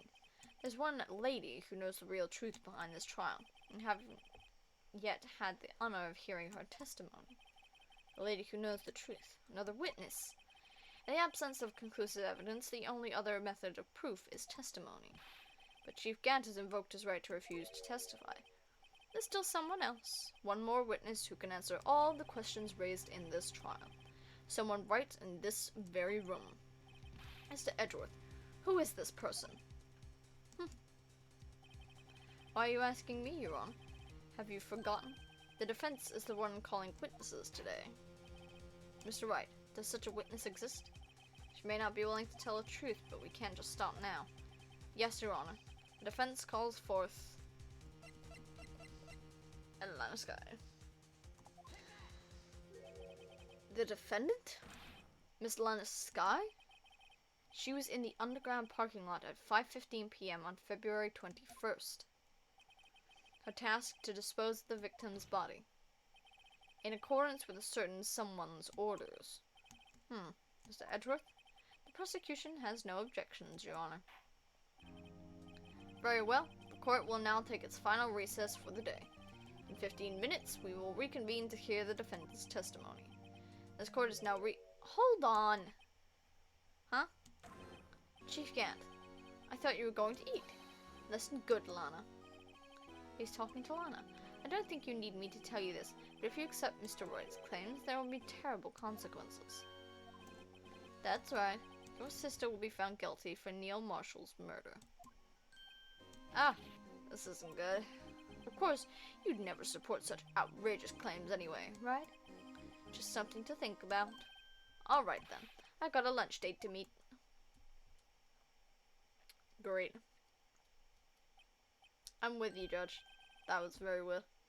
Okay, if there aren't any further objections, this court is now in recess.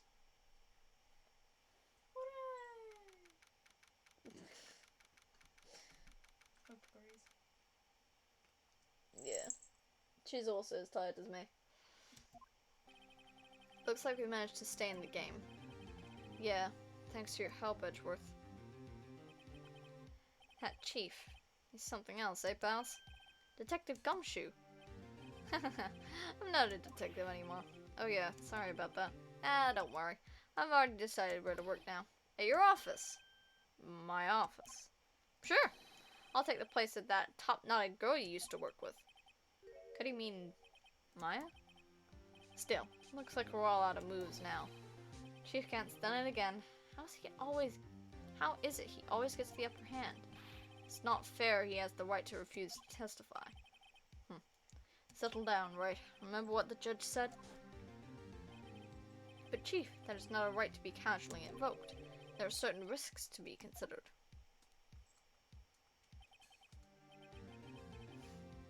Risks? What did he mean by that? It's simple. If the chief refuses to testify, the opposite also holds true. You mean he forfeits his right to say anything too? Emma, are you okay? Yeah, when I came to, I was in the medical office.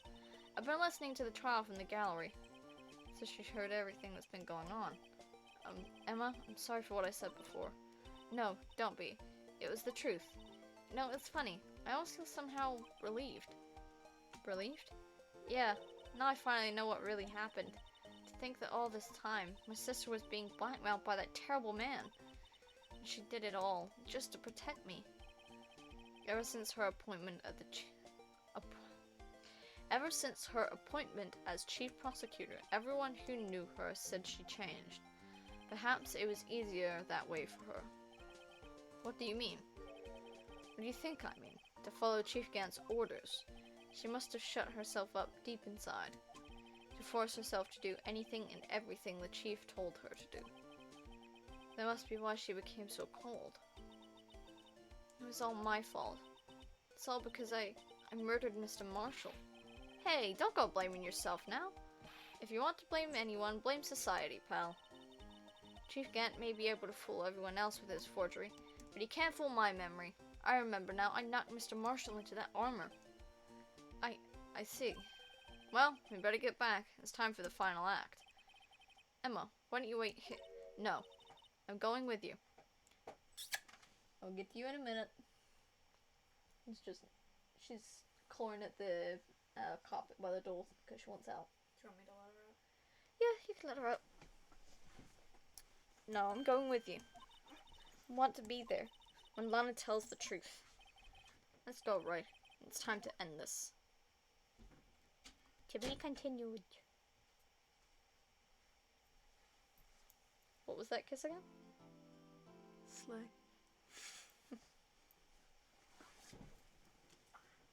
What, the noise I made? I was just trying to get Hope to stop my cat to stop pulling at the carpet.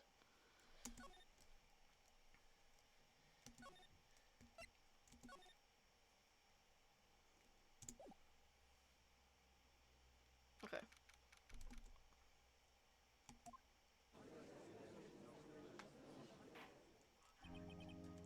Okay.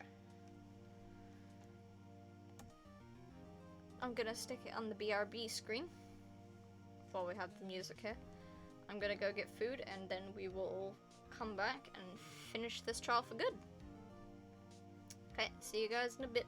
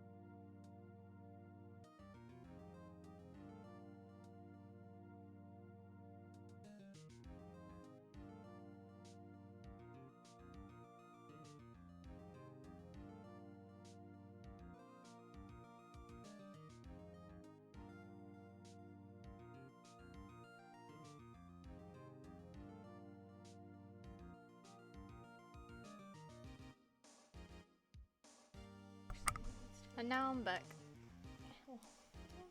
Hello. And you've unmuted your mic. Yeah. Good. Do you expect me not to? Yes. Because I know you. I know you forget to unmute us half the time, and then I'm like, can't hear you. Nothing. You literally did when we started stream. Yeah, I know. But that wasn't a me thing, that was because OBS wanted to update, and when it asks for me to update, it switches out the mic. It's really annoying.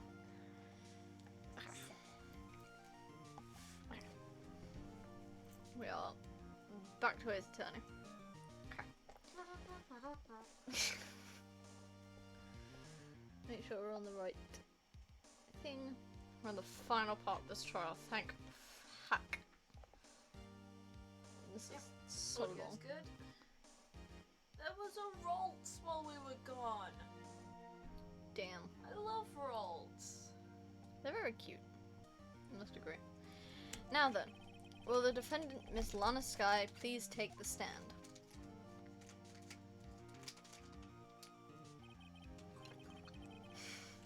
Miss Lana Skye, you are the chief prosecutor. I'm sure you're aware of what is required of you. But Mr. Edgeworth, you already know everything. You know all that I've done these past 2 years. Please provide the court with your testimony, Miss Skye. Remember, you are under oath. We want to hear the truth.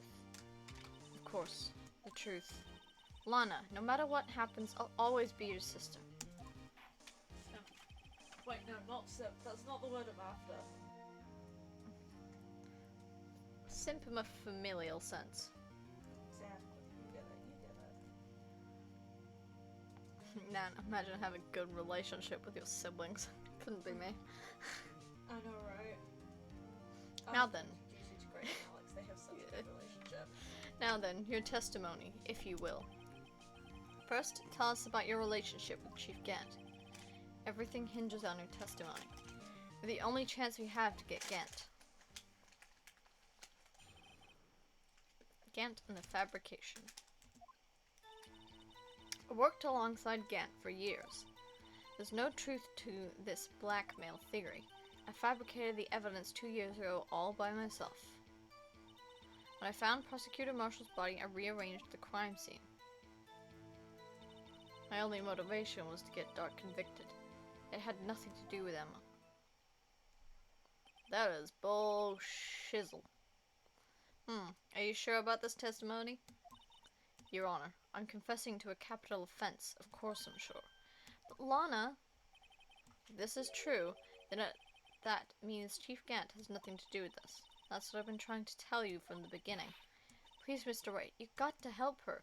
She's sacrificing herself because of me. What if she's telling the truth?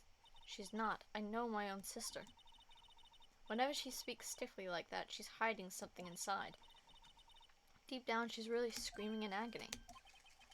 Yeah, this is no time to start second-guessing myself. I'm sorry, I'm being so loud eating these. It's fun. Yep.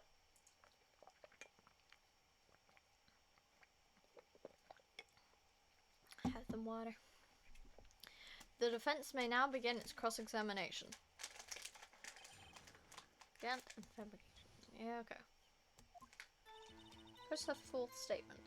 I found Prosecutor Marshall's body. I rearranged the crime scene. Okay. You say you did this all by yourself? Yes. Would you mind telling us what you found when you arrived at the crime scene? It seems I was the first person to discover the scene. The broken prosecutor award knife was stuck in the victim's body. What? But Prosecutor Marshall died from an unfortunate accident. That's only a situation you dreamed was possible.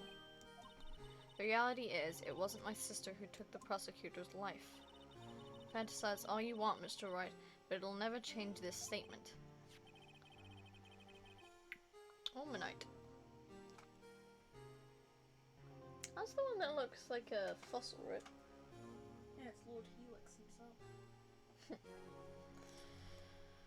You mean Prosecutor Marshall wound up by Wound up being killed by Dark?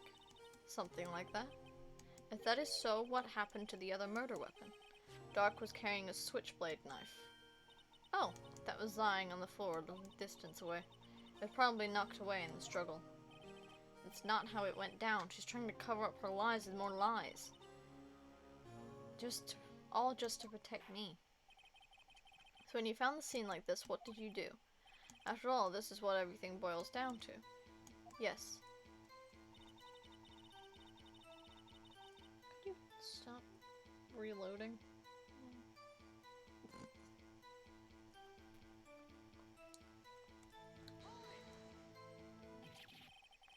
You planted the tip of Dark's knife in the wound, and then you moved the body? But why? Why would you do that? You of all people should know, Edgeworth. You've always had a good head on your shoulders. My head isn't that bad, but maybe I ought to ask for the sake of the others. Your head's not bad. My guy. You didn't know what evidence law was. As a lawyer. To be fair, this game, the evidence laws are a mix of American and Japanese. Yeah. So it really... And this game is also fabrication, because what in the fresh fuck? I know. In Japan, you can just spring evidence on the other team. It doesn't have to be disclosed beforehand. The other team, the other prosecutor. Yeah, your opponent, if you will. She did what? Personal statement. You are then given a choice to ask, why did you move the body? Why did you move the body? When you showed up on the scene, where exactly was the victim's body? It was where you deduced it was, by Chief Gant's desk. But the body was found by your desk. Why did you move it there? The reason for that is simple. Let's have the witness explain this in more detail. The reason Miss Sky moved the body. Pieces of the jar that had scattered during the events threatened my plan. Present the unstable jar on that statement.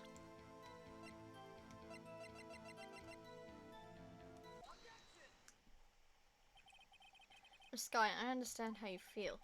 You committed that crime 2 years ago to protect your sister. You mean the forgery at the scene when Neil Marshall was murdered. If that truth were to be exposed now, the past 2 years of your life will have been in vain. Even so, I am compelled to bring to everyone's attention a significant contradiction within your testimony. A contradiction? In my testimony? You testified, and I quote, the pieces of the jar that scattered during the events threatened my plan. That's right. You have a problem with that? It's a simple oversight, really. You see, a message was written on this jar with the victim's blood. Yes, the prosecutor must have written it in his final moments. Exactly so. This is where the contradiction lies. In order for the victim to be able to write this message on the jar, it must not have yet been broken before he died. Ah. He couldn't have written Emma's name on a shattered jar. Yeah, he could have, but it wouldn't have fit together properly. Order! Order! Your Honor, it would appear more information is needed in regard to this jar and its bloody message. We may be missing something critical here. Something critical? Chief Prosecutor, it seems you're as in the dark as we are about the truth towards which we're headed. What? Just tell us exactly what you saw. We'll piece together the information to arrive at the truth. Very well, the witness may now continue her testimony.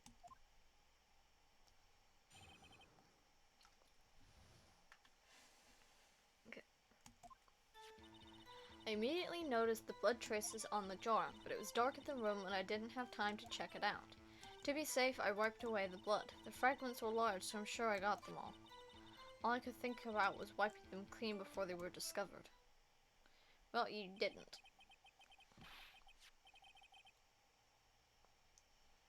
You mean you were the one who wiped away the message in blood?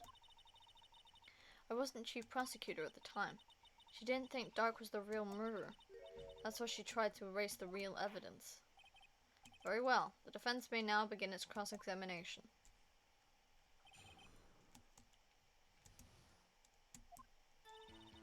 So, fourth statement. 1, 2, 3, 4. Present the unstable jar again. Cool. Miss Sky, I believe this jar conceals a truth even you were unaware of. What? You found the final piece of this jar in Chief Gant's safe. In the Chief's safe? But how? I knew it. She really didn't know. There's something even more disturbing about that final piece. There was still blood on it. But the witness just testified that she gathered every last piece and wiped the blood off of them. Yes, which leaves us with only one explanation. On the night Prosecutor Marshall was murdered, you were not the first one to show up on the scene. Chief Gant got there before you.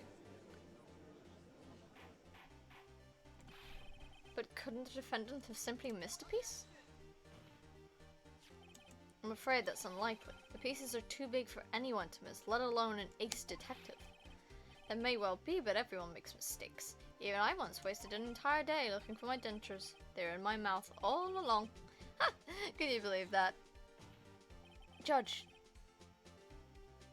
What the fuck? Sometimes you just misplace your dentures, I don't know what to tell you. I mean, I've like searched for my phone for like 10 minutes before I realise I'm using it to search for my phone. And also, I've forgotten like my glasses are on my face or something. But it's only a couple of minutes. I don't spend a whole damn day searching for this shit. Have you forgotten, Your Honor? When this witness arrived at the scene, the jar was already broken. Oh, that. There's no way a name could have been written on a shattered jar. Another person discovered the scene prior to the witness. I hope you're not implying this person was Chief Gant at the time. He was looking for Dark downstairs. Besides, I didn't get that. Thank you very much. The question is, if he did arrive there first, why did he hide that fact for 2 years?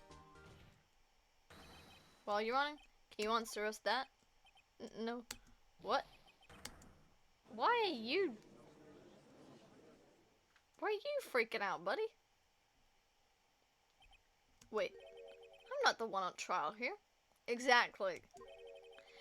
Darren Gant arrived at the crime scene prior to the witness.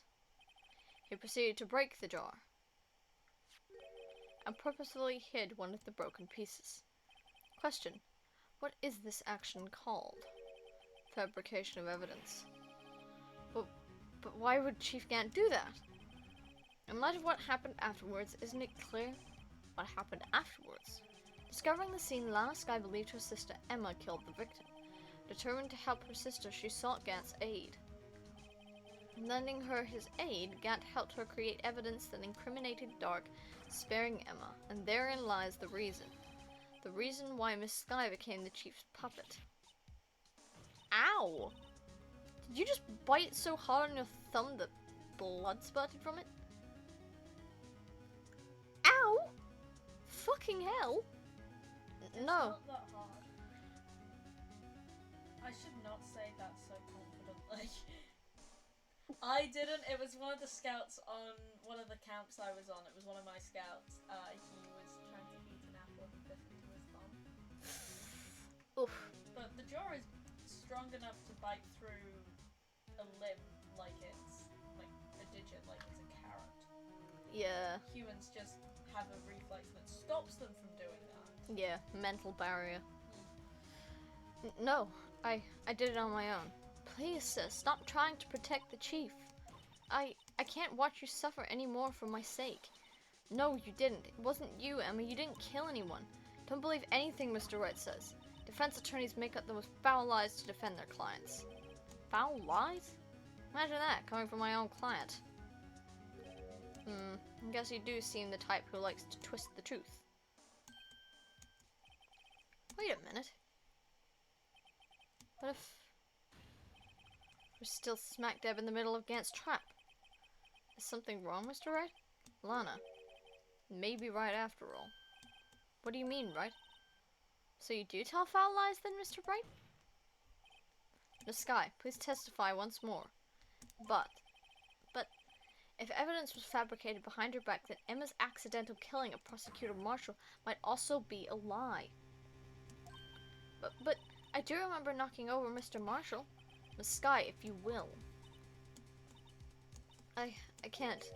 There's nothing to be afraid of anymore. This cross-examination may not change a thing.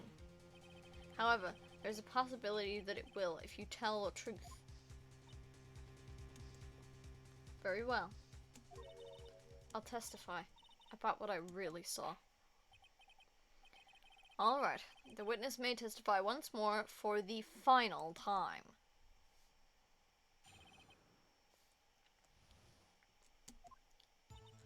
When I arrived, I found Mr. Marshall's body impaled on that suit of armor's sword. Emma and Dark were lying unconscious on the floor nearby. When I saw what had happened, I thought she did it. That's why I erased all the evidence that linked her to the murder. I had Chief Gant help me remove the body from the sword and carry it. But if it all really was a fabrication, Emma might be innocent.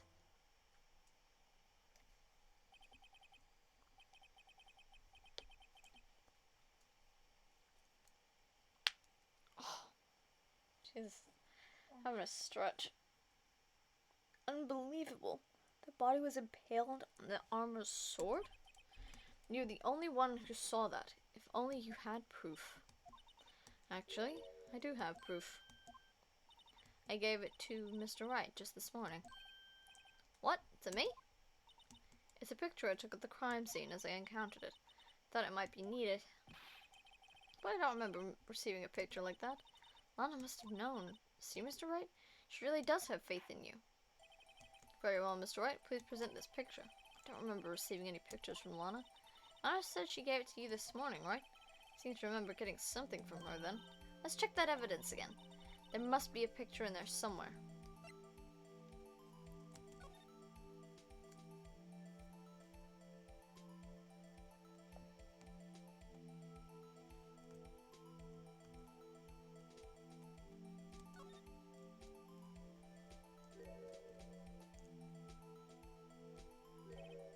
Hey, there's a picture here.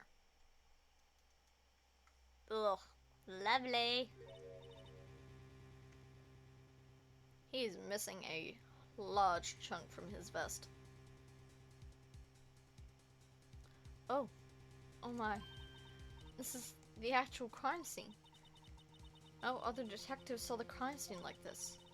Because I contacted Criminal Affairs only after I had rearranged everything. Mr. Wright! That piece cut from his vest, could that be? A cloth we found inside Chief Gant's safe. What's this? This is a handprint, isn't it? That cloth, it had fingerprints on it. Whoever's fingerprints those are must be the real murderer. What? But those fingerprints, they're yours, Emma. Why are your lips turning all purple, Mr. Wright? Ooh. Because, you know, we don't want to say, but... Anyway, let's get on with the cross-examination. So long as you tell the truth, we should be able to flush out the real murderer. Uh-huh. Sure. Let's do that, shall we? Very well. The defense may now begin its cross-examination. Actual crime scene.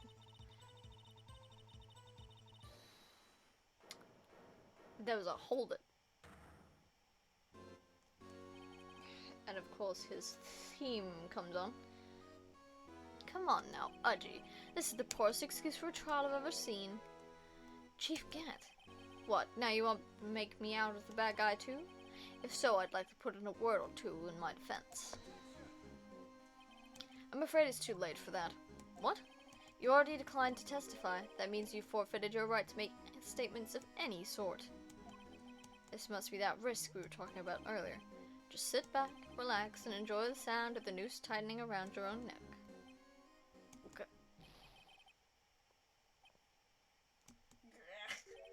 Yeah. So what? You think I'm worried? Sorry to disappoint you, but I don't. But I don't need to make any statements. What do you mean?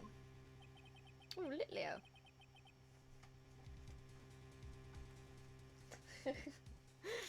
The evidence will do all the talking for me. Even if I can't testify, I can still present evidence. Yes, that's true. Wait, you mean you still have some conclusive evidence? No, I don't. But someone does. someone. So, what's your excuse, Righto? Why have you been keeping quiet about it? You do have something to show us, right? Something that proves who knocked over Neil Marshall, causing his death. Conclusive evidence that leaves no room for doubt.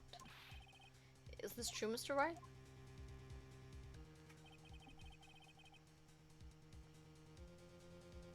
If I showed the piece of evidence now, Emma's sure to be made out as the murderer. Mr. Wright, if you have any more evidence, present it now, and if you try to conceal anything, you will be the one appearing before the Board of Inquiries. What do we do now? Better think this through carefully. I can't afford to make the wrong decision. Should I present that piece of evidence? The only one that shows who really killed Prosecutor Marshall? I can't, because we haven't quite actually linked it. If you were to show evidence at this point, Emma would be implicated and you would receive an automatic game over. Ooh. The temptation to see what that's like.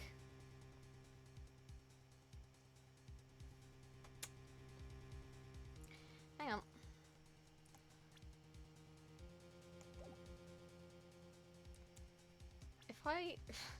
I'm gonna save this just for later. Because I really want to find out what, like, the automatic game over looks like. I can't show evidence right now because we don't have any proof. Links.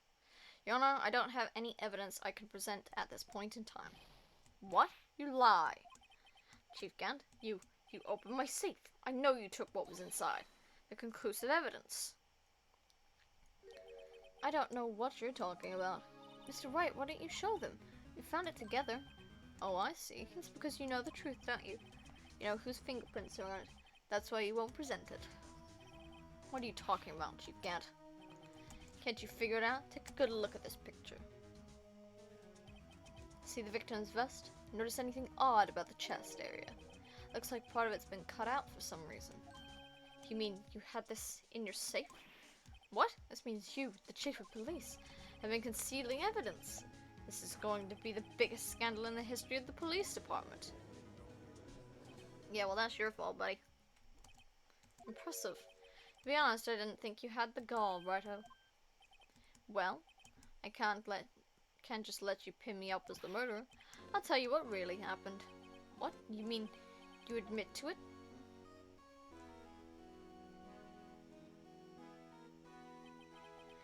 I was the first person to arrive at the crime scene that day. It then occurred to me that I could use the situation to control Lana. You really were manipulating her. I knew Lana.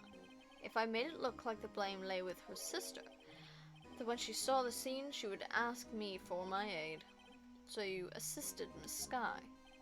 I told her to arrange all the evidence. I had her plant the knife tip in the victim's body and move the body across the room. I ended up using that evidence to get Joe Dark convicted. Then I tampered with the crime scene. I hid 2 pieces of evidence. This was before Lana arrived at the scene, mind you. 2 pieces of evidence. You mean those items in your safe? But why? For insurance, of course. Insurance. I was sure my plan would work, but it was always best to be prepared for the worst.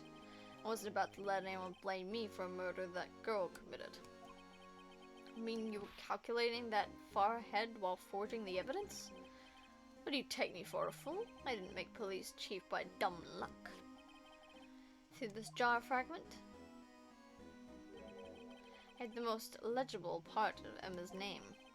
I didn't expect Lana to go and wipe the blood off all the pieces. If you had fabricated all the evidence, what's to say you didn't fabricate the message on this jar too? Some people just don't know when to quit, do they? That's why I kept one more item for insurance. You mean that piece of cloth? Come on, Rido, cough it up already. I know you have it. What are you waiting for, Mr. Wright? So you admit to it then, Chief Gant. You were hiding the cloth you cut off the victim's vest in your safe. Yes, I admit it. I didn't want to have to do that, being chief and all, but it's a lot better than being portrayed as a murderer. Well, Mr. Wright, what do you have to say for yourself? Just a moment ago you said you didn't have any evidence you could present. Foolish move, Righto. You should have shown it then before it was too late. It's been a long battle. But the moment of truth has finally arrived. As long as I don't mess up here, victory is mine. God knows you have it, and the judge asks you to present it. So choose show evidence, and then present the piece of cloth. Your Honor, I do have evidence to present now. Alright then, let's see this conclusive evidence. The evidence that shows who actually murdered Prosecutor Marshall.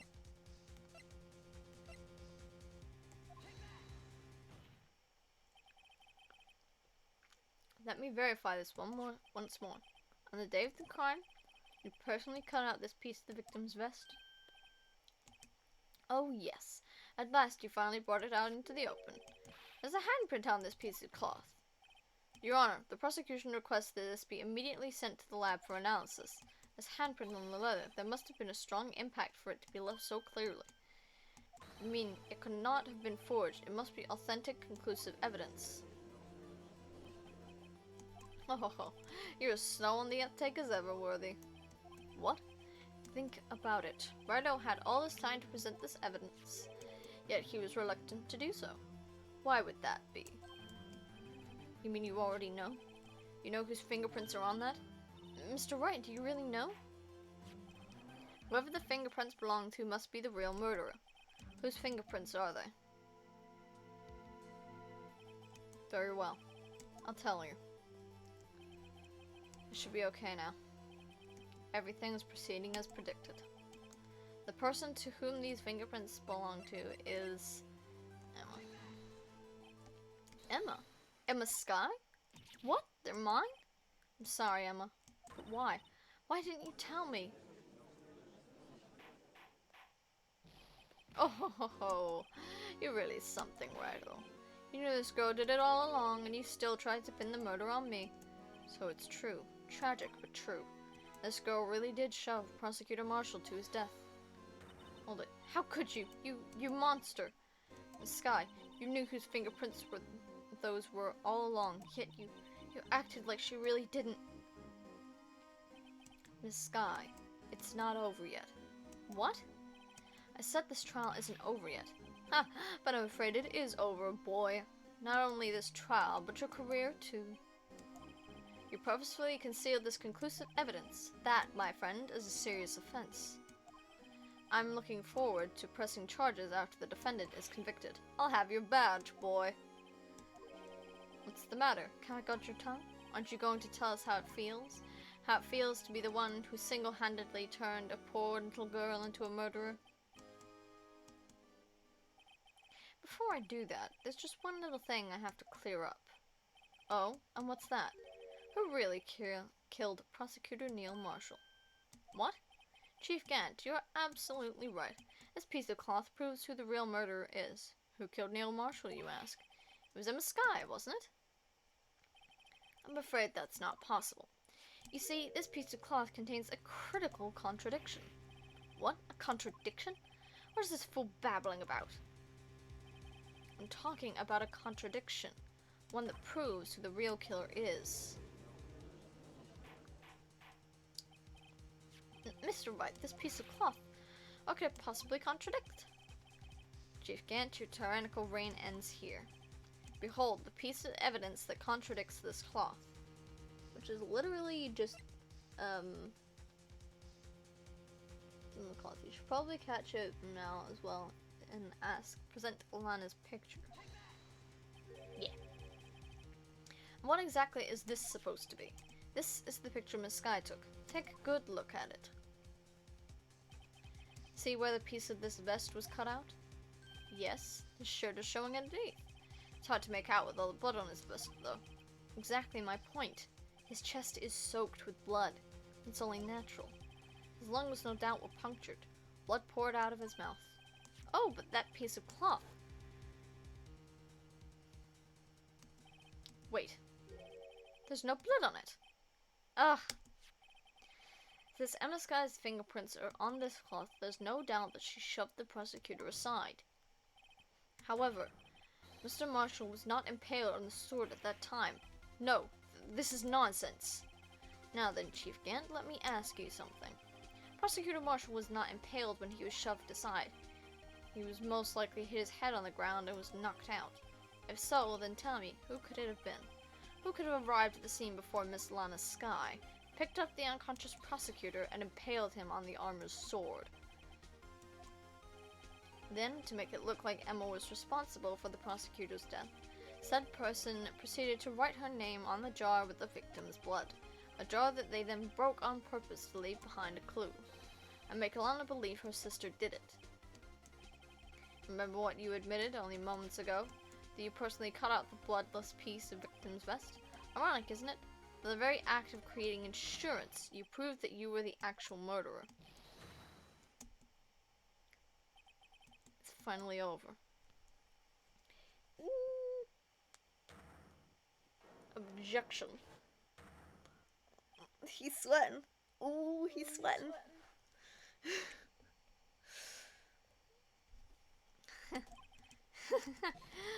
Oh, that was close, Righto. You almost had me. Sorry, but you'll have to do better than that. I refute your allegations. What do you mean you refute his allegations? You see, that piece of cloth is illegal evidence. Order, order. What nonsense is this? Illegal evidence cannot be used to convict a suspect. Remember, Aji? Earlier old Righto here concealed that piece of cloth. So then, what's your excuse, Righto? You do have some conclusive evidence, don't you?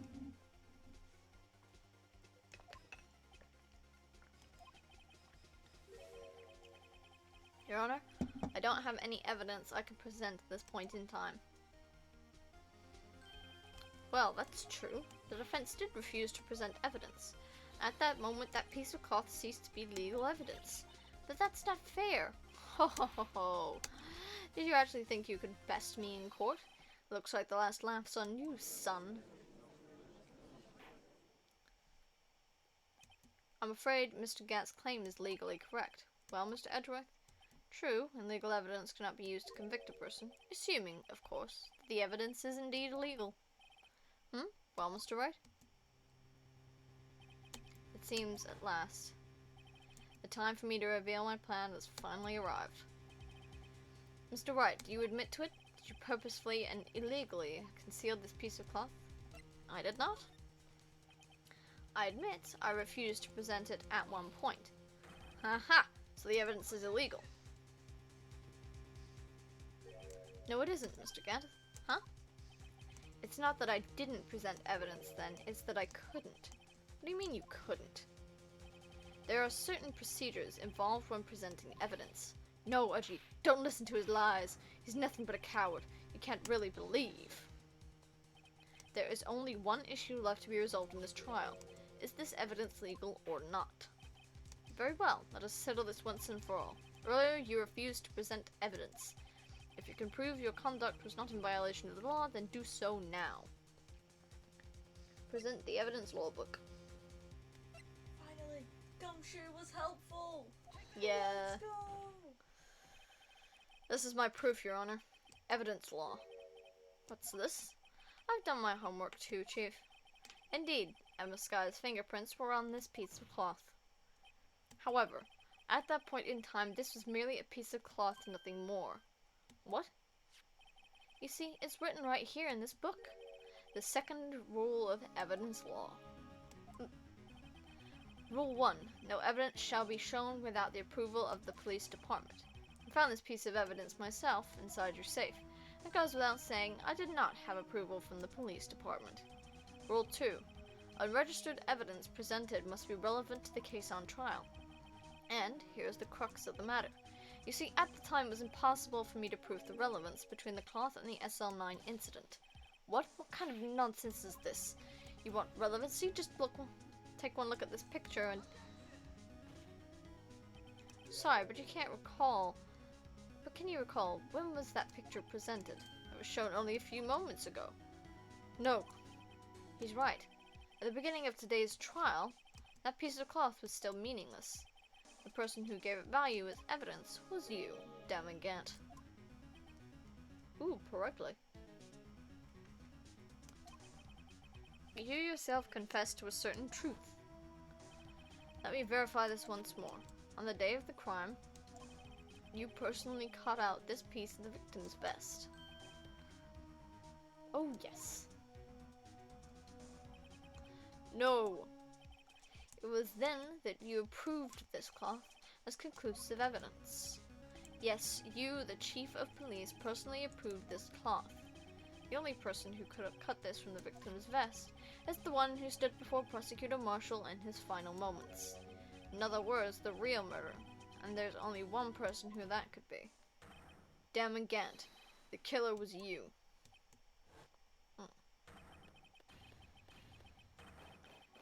It's like a head. Ugh. This scares the shit out of me. I think he's gone a bit insane. Yeah, he lost his damn mind.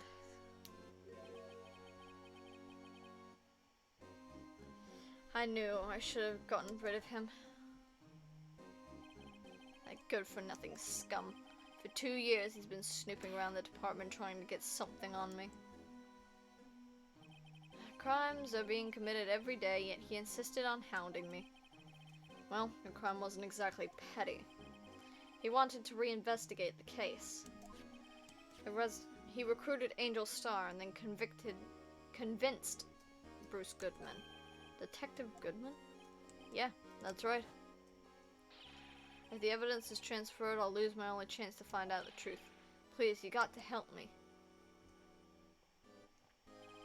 Goodman turned it down, as he ought to. Still, Jake Marshall didn't know when to quit. He stole Goodman's ID card and tried to take the evidence. Goodman came to me that day. He wanted to file a lost item report. I went with him to the evidence room. Then, all of a sudden, he decided to speak out. What are you talking about, Goodman? Can you please reopen the investigation, Chief? You can't transfer the evidence out. There's too many questions left unanswered. He opened his evidence locker, and as he was taking the evidence out, he said, "It's not too late, and I'm going to hand all this over to Marshall." Well, to be honest, I was a bit taken aback by his words. He had a bad feeling when he came to see me, but I never thought he'd bring up SL9. That's when I saw it, that accursed knife.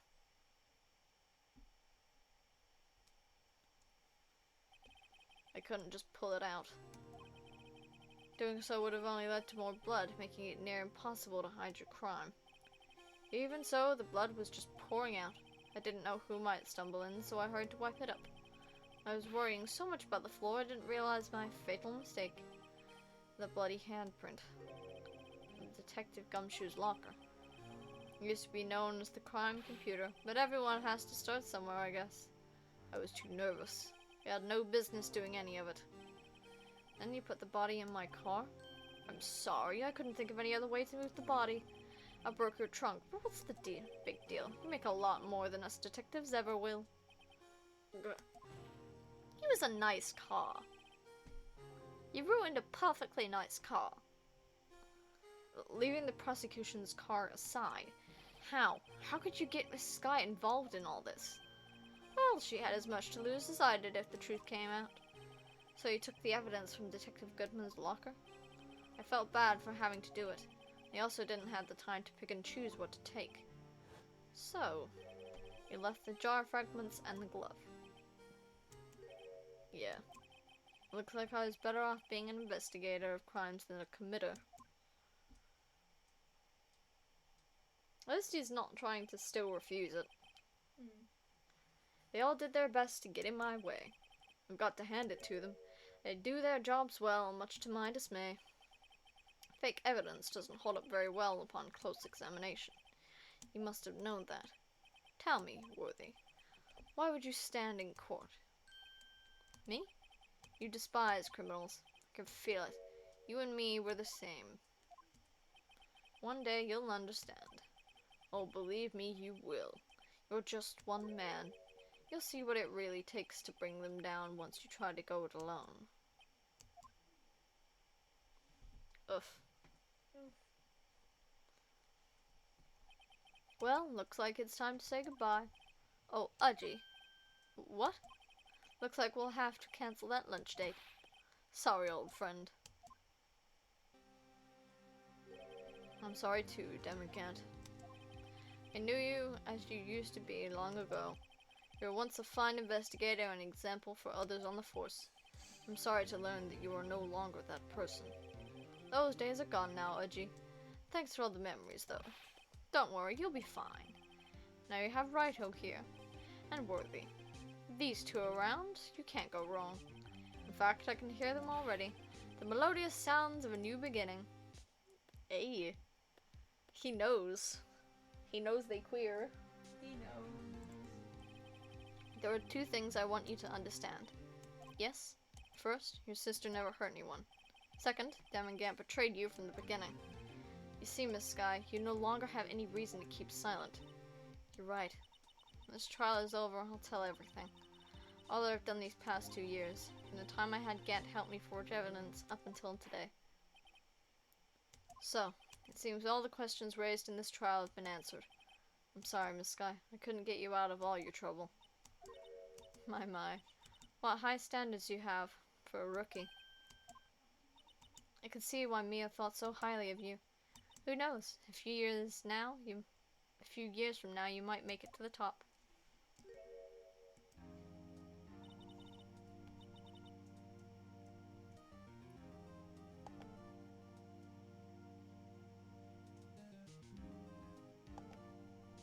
I owe you my thanks, Mr. Wright. The sky.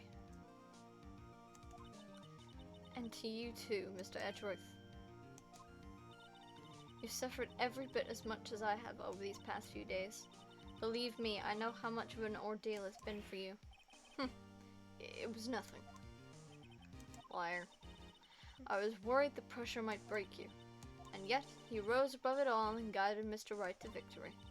You've done well, Mr. Edgeworth. Stop it. I only did my job. Flattery. In light of this case, it seems a good self-examining is in order for all of us. Miss Sky. Yes, Your Honor? You are innocent of murder. However, although the chief blackmailed you, the fact is you still acted as his accomplice. A trial will be scheduled for these crimes at a later date. Yes, I understand, Your Honor. Is there something amusing about all this? Why are you smiling? It's been a long time, Your Honor. A long time since I felt free of these heavy chains.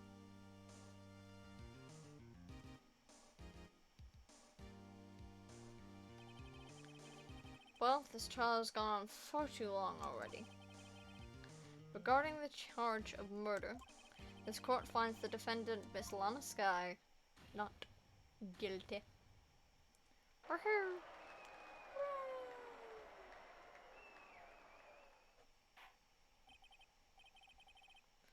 That is all. This court is adjourned.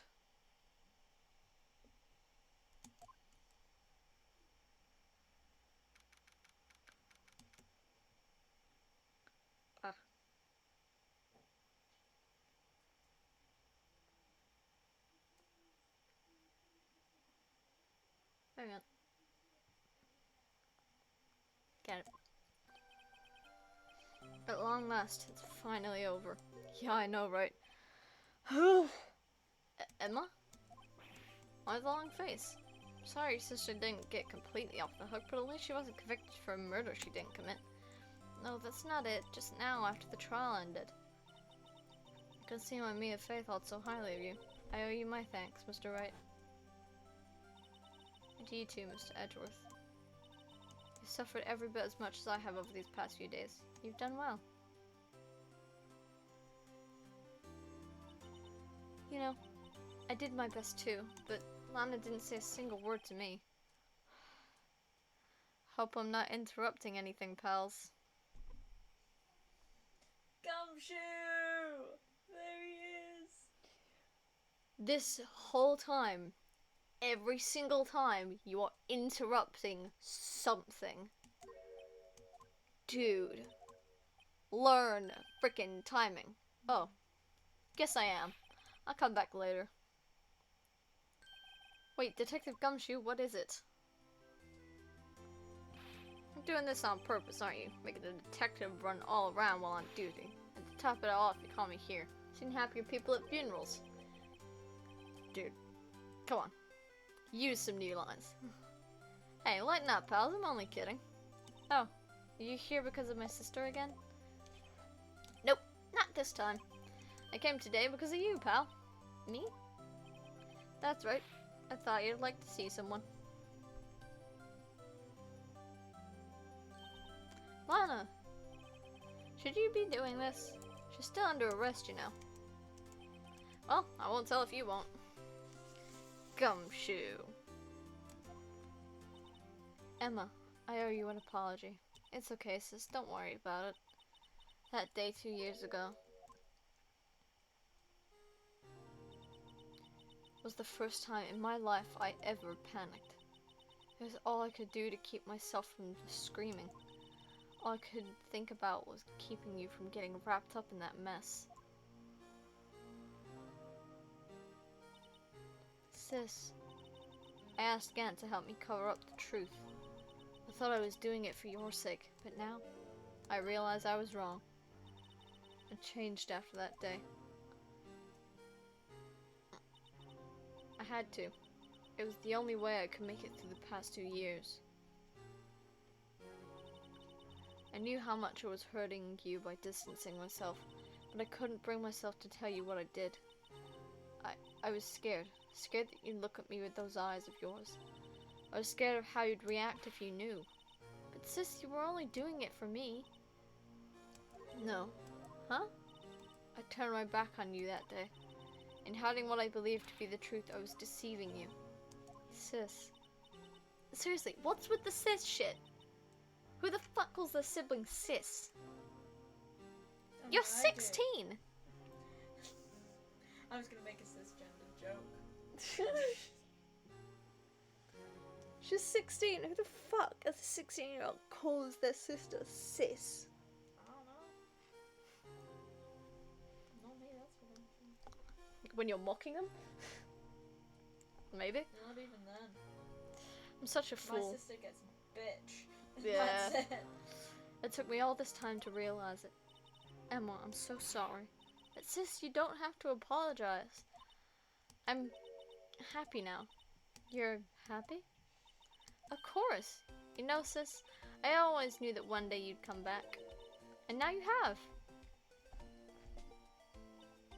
Oh, Emma. Emma. Oh, look. She is big Hugs. girls. They are big girls. I love them. No one can change the past. The only thing we can do is strive to make up for our mistakes. Why must we make up for our mistakes, you ask? Because it makes us a good person? Because in doing so, we can find the way back to our rightful path. It is from there that we can move on toward a brighter future. Nerd. At least that's what I felt watching the two sisters make up. Mr. Wright, Mr. Gumshoe. Me? Thank you both for all that you've done. I'm sure we'll meet again someday. Isn't that right, Edgeworth? Edgeworth? Stop hiding and come over here. Just imagine him, like, peeking his head from around the door. I 100% thought Lana was calling Wright Mr. Edgeworth there. Like, she 100% thought they got married. I wouldn't pass that up. They do kind of act a bit like a married couple. Only a bit! Yeah. Where was he hiding? I just came to say congratulations. Thank you. Thank you, Mr. Edgeworth. Right, well, I'll be going now. Mr. Edgeworth, I hope you don't blame yourself for what happened. We were the ones who acted corruptly, not you. It's too late for me. No matter what anyone may say, I realize today that I can't correct my mistakes. Mr. Edgeworth, not only that, but I don't even trust myself anymore. Chief Gant was right. You despise criminals, I can feel it. You and me were the same. One day you'll understand. Oh, believe me, you will. You're just one man. You'll see what it really takes to bring them down once you try to go it alone. Ooh, Dodrio. Dodrio. Was that the one with 2 heads or 3? 3. Trio was 3. Duo was 2. Oh yeah. You'll see what it really takes to bring them down once you try to go it alone. I do despise criminals. I plan to dedicate my entire life to fighting them. But in order to fight crime on my own, I need a weapon. It's scary, but I've known that to be true for quite some time now. But Edgeworth, who knows, given enough time I might have tried to pull something like Chief Gant did. That thought terrifies me. That's why I can't continue on as a prosecutor. Edgeworth, don't you understand? Damon Gant and your mentor, Manfred von Karma, were both the best of the best when it came to fighting crime, but they both made the same mistake. You said, in order to fight crime on my own, I'd need a weapon. That may be true, but think back to today's trial. You weren't alone. You were working together with Mr. Wright, and because of that partnership, you were able to present evidence that otherwise would have gone undiscovered. Isn't that right, Mr. Wright? Huh? What? Oh, yeah. What is this, a pop quiz? You would do terrible on a pop quiz. Come on, Mr. Wright, show him what Lana's talking about. Evidence, huh? Something that neither Edgeworth nor I could have been able to find on our own. Give me a second.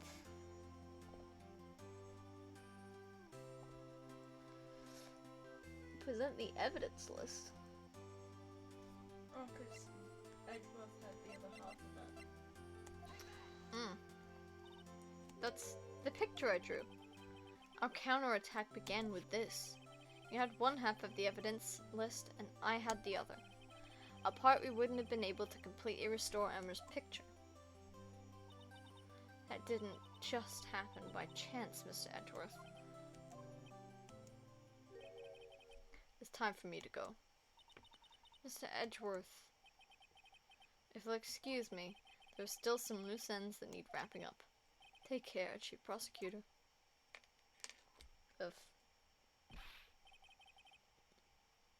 Edgeworth, what will you do now?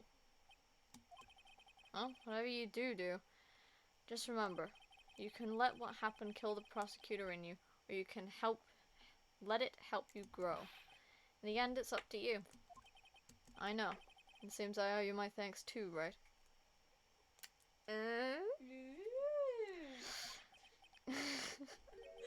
What I face now is my problem. Edgeworth, I'll be waiting for you in court. Ooh, in court, huh? They're doing it in the courtroom, guys. Hey, yo! Farewell. I better be going too. Okay, but I'll be by to visit soon. It seems we both have a lot to learn and catching up to do. Here, this is a little something for you. Scientific investigation? It's the first book I ever bought. Study it well. Thanks, sis. I will.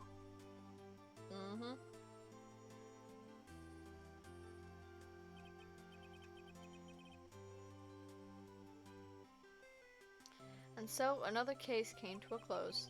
As for the sisters, I have faith. Faith that their lives have only just begun. I was gonna say, I don't. They're both idiots. As for me, I think it's time I started on a new journey of my own. A journey to rediscover myself.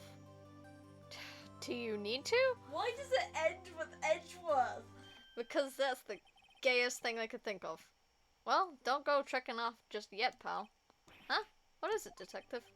There's just a little matter to be resolved about the chief prosecutor. You see, she isn't supposed to be out of jail like this. But I thought you said it was okay. Yeah, well, it may be okay with me, but the folks at the prison are a different story. Huh? Basically, I had to bribe a guard in order to sneak her out for 30 minutes. Believe me, it wasn't cheap either. Huh? Way to go, detective. I didn't know you had a wild side. Yeah, well, you see, Mr. Wright here's the one who'll be footing the bill. Huh? Huh? What, you think I could afford it with my salary? You gotta be kidding me, pal. Huh? Huh? Huh? Thank you, Mr. Wright. You're the best. Oh, why is it I suddenly feel like I want to scream? Money. You're broke. Hey, I got an idea. Why don't we all go pay it off together? Yeah, that's a great idea. Come on, guys. Let's go. Objection. Really? Ugh. Finally. Ugh. I arranged for a friend of mine in Europe to take care of Emma. I hope she'll be pleased to study under a top coroner. As for me, this affair has pretty much ended my days at the prosecutor's office. Still, I'll manage to find my way back to the field somehow. Then I'll be able to investigate crimes together with Emma.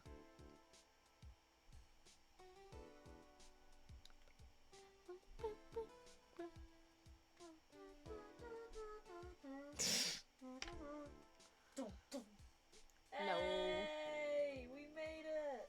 Yeah. And I caught the Dodrio! Yikes, I thought I was a goner for a moment there. In the end, though, they overlooked my unauthorized investigation of the chief's office. If I penalized you anymore, it'd be worse than firing you. Woof. Yep, that's what they said. It just goes to show you can't shake me off that easy. I mean, yeah. Yeah. You're also a well-loved character, so, you know. Oh.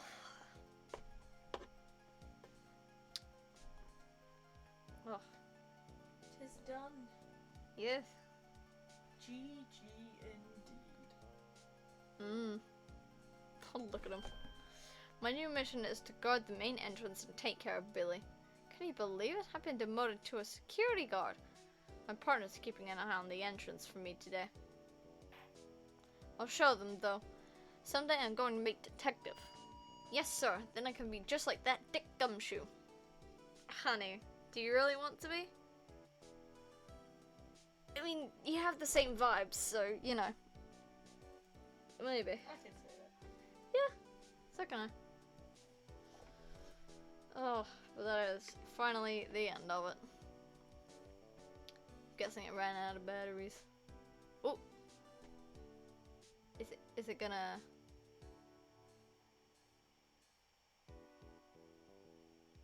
It's just... Oh, it ran out of battery. There you go. Finally! Oh. And it fell outside. Ah. I think most people hate that thing. It's really creepy.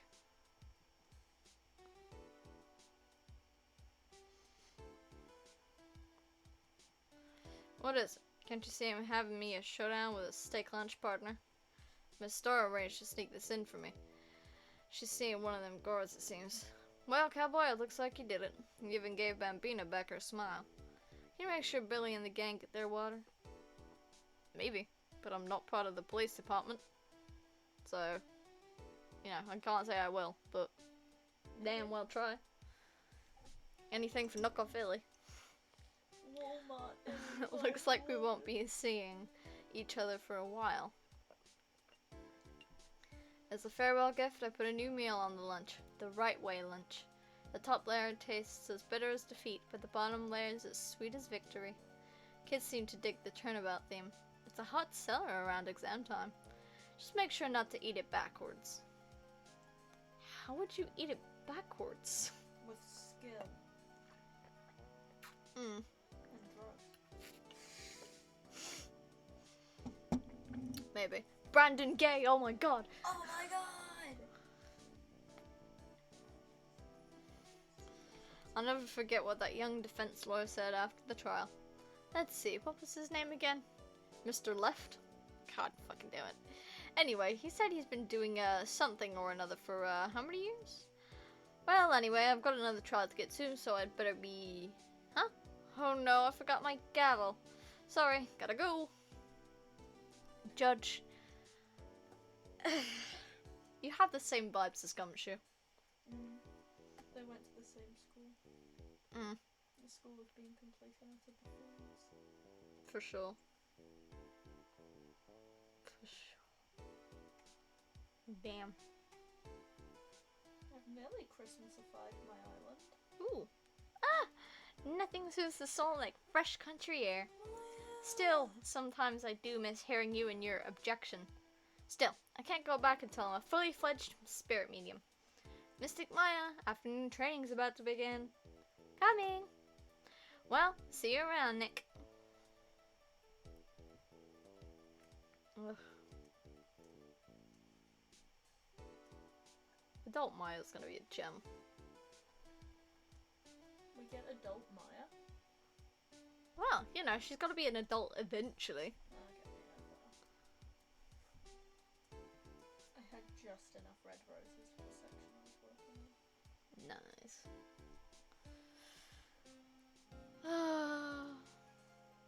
Mr. Edgeworth. Mr. Edgeworth? I brought you your tea. Easy. What's going on?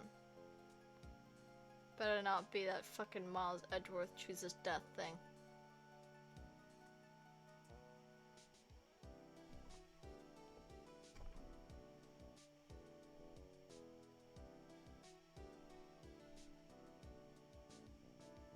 Thanks for coming to see me off. I can't believe I'm going to Europe. Thank you, Mr. Wright. Thank you so much for everything. I'm a little sad, but I'll be alright.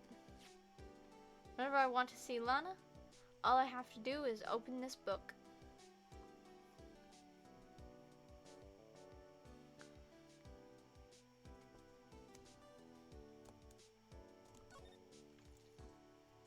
Donk. Aww. Yeah, I have that one screenshot. It's a very cute picture.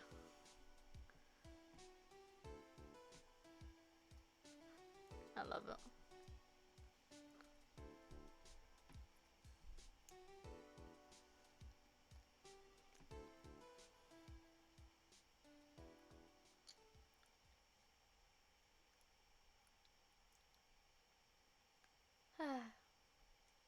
Man.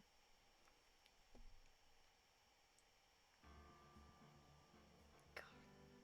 You know what? For the sake of it, I said I was going to do this earlier.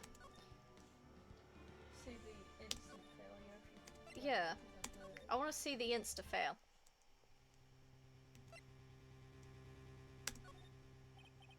Yes, Your Honor. I do have further evidence. Alright, the time's finally come to show it to them. Those prints have got to be the chiefs. Now then, let's see this conclusive evidence. The evidence that shows who actually murdered Prosecutor Marshall. Sorry, Emma. It's a piece of leather cloth? Yes. It most likely was cut from the victim's vest near his chest. What's this? There's a big handprint on it. Surely it must have been left on the cloth by whoever shoved the victim into the sword. What? Whose fingerprints are on this? I'm sure Righto was checked, haven't you? Well, whose are they? They're Miss Sky's. Miss Emma Sky's. What? They're mine? So I really did do it. See, I told you it was conclusive. But this was found in your safe. That means it's possible for you to... It's possible you forged it. I don't know what you're talking about. I don't remember any cloth in my safe. Do you really expect me to believe that? But... Give it up, Mr. Wright. It's over. You shouldn't have presented that. By presenting that evidence, you tied Emma Sky to Neil Marshall's death. No. Yes, you did. It appears we have our killer. No. Yes.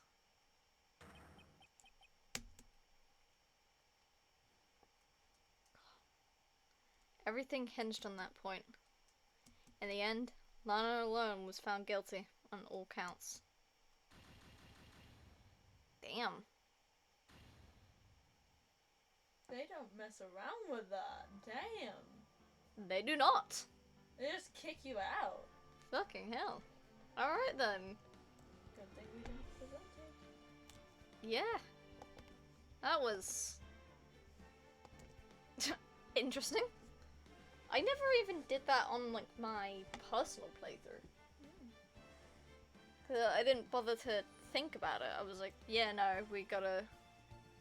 It's not relevant yet, so why bother, you know, presenting it? So, I didn't. And then I didn't think about, oh, what happens if you do the other thing? Like, what if you present it then? That's kind of interesting, actually. But yeah. That is Ace Attorney, well, the first game of Ace Attorney finished. Yay! We have beat that shit. I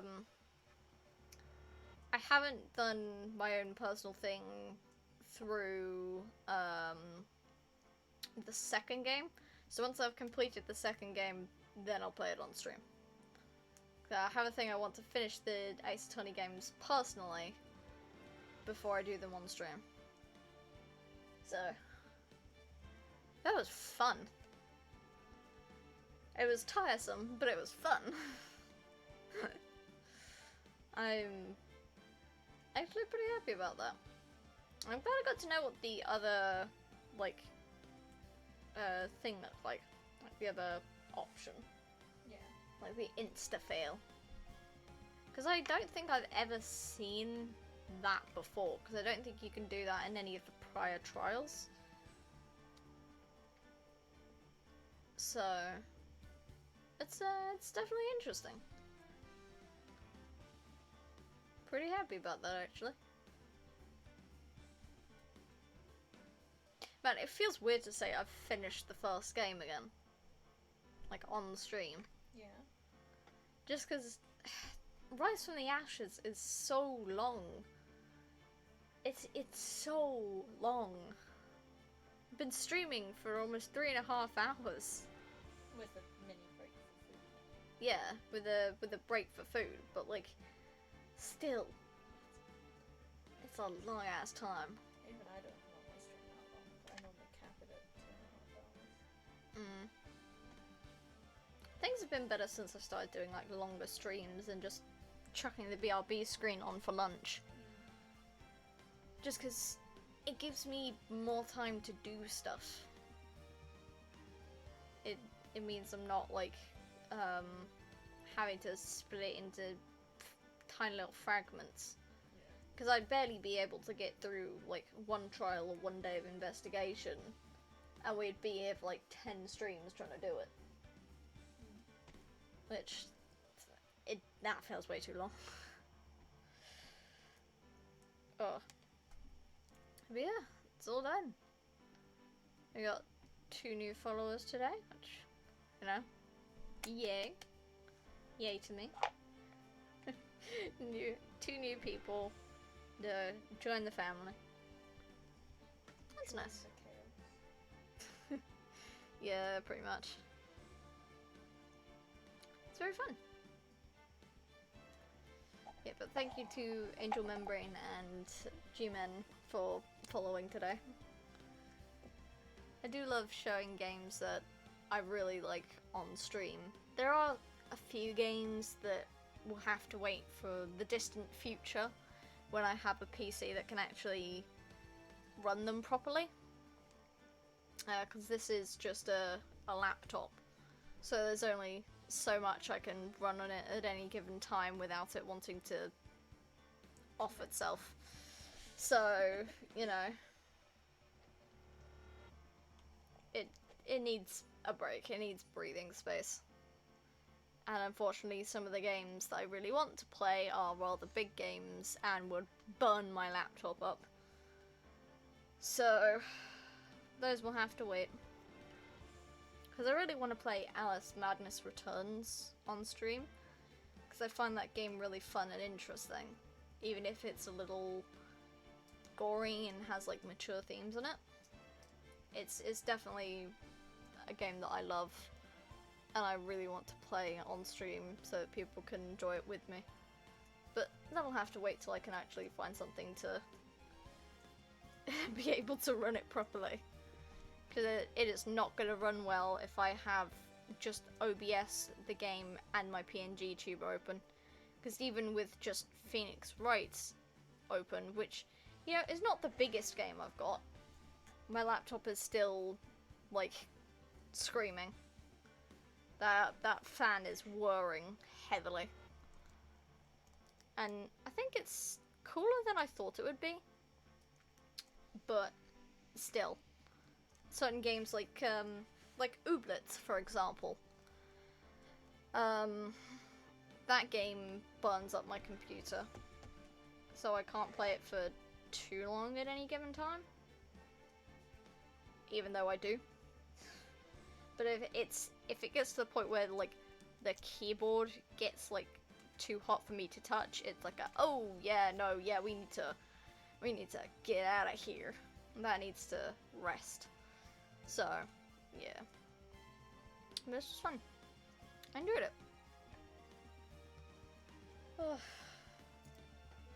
And now I have to think of something new to play next stream. Yay! Or do an art stream, I'm not sure. We'll figure something out. Anyway, I hope you all have a good day, week, month, and I will see you all in the next stream. Bye!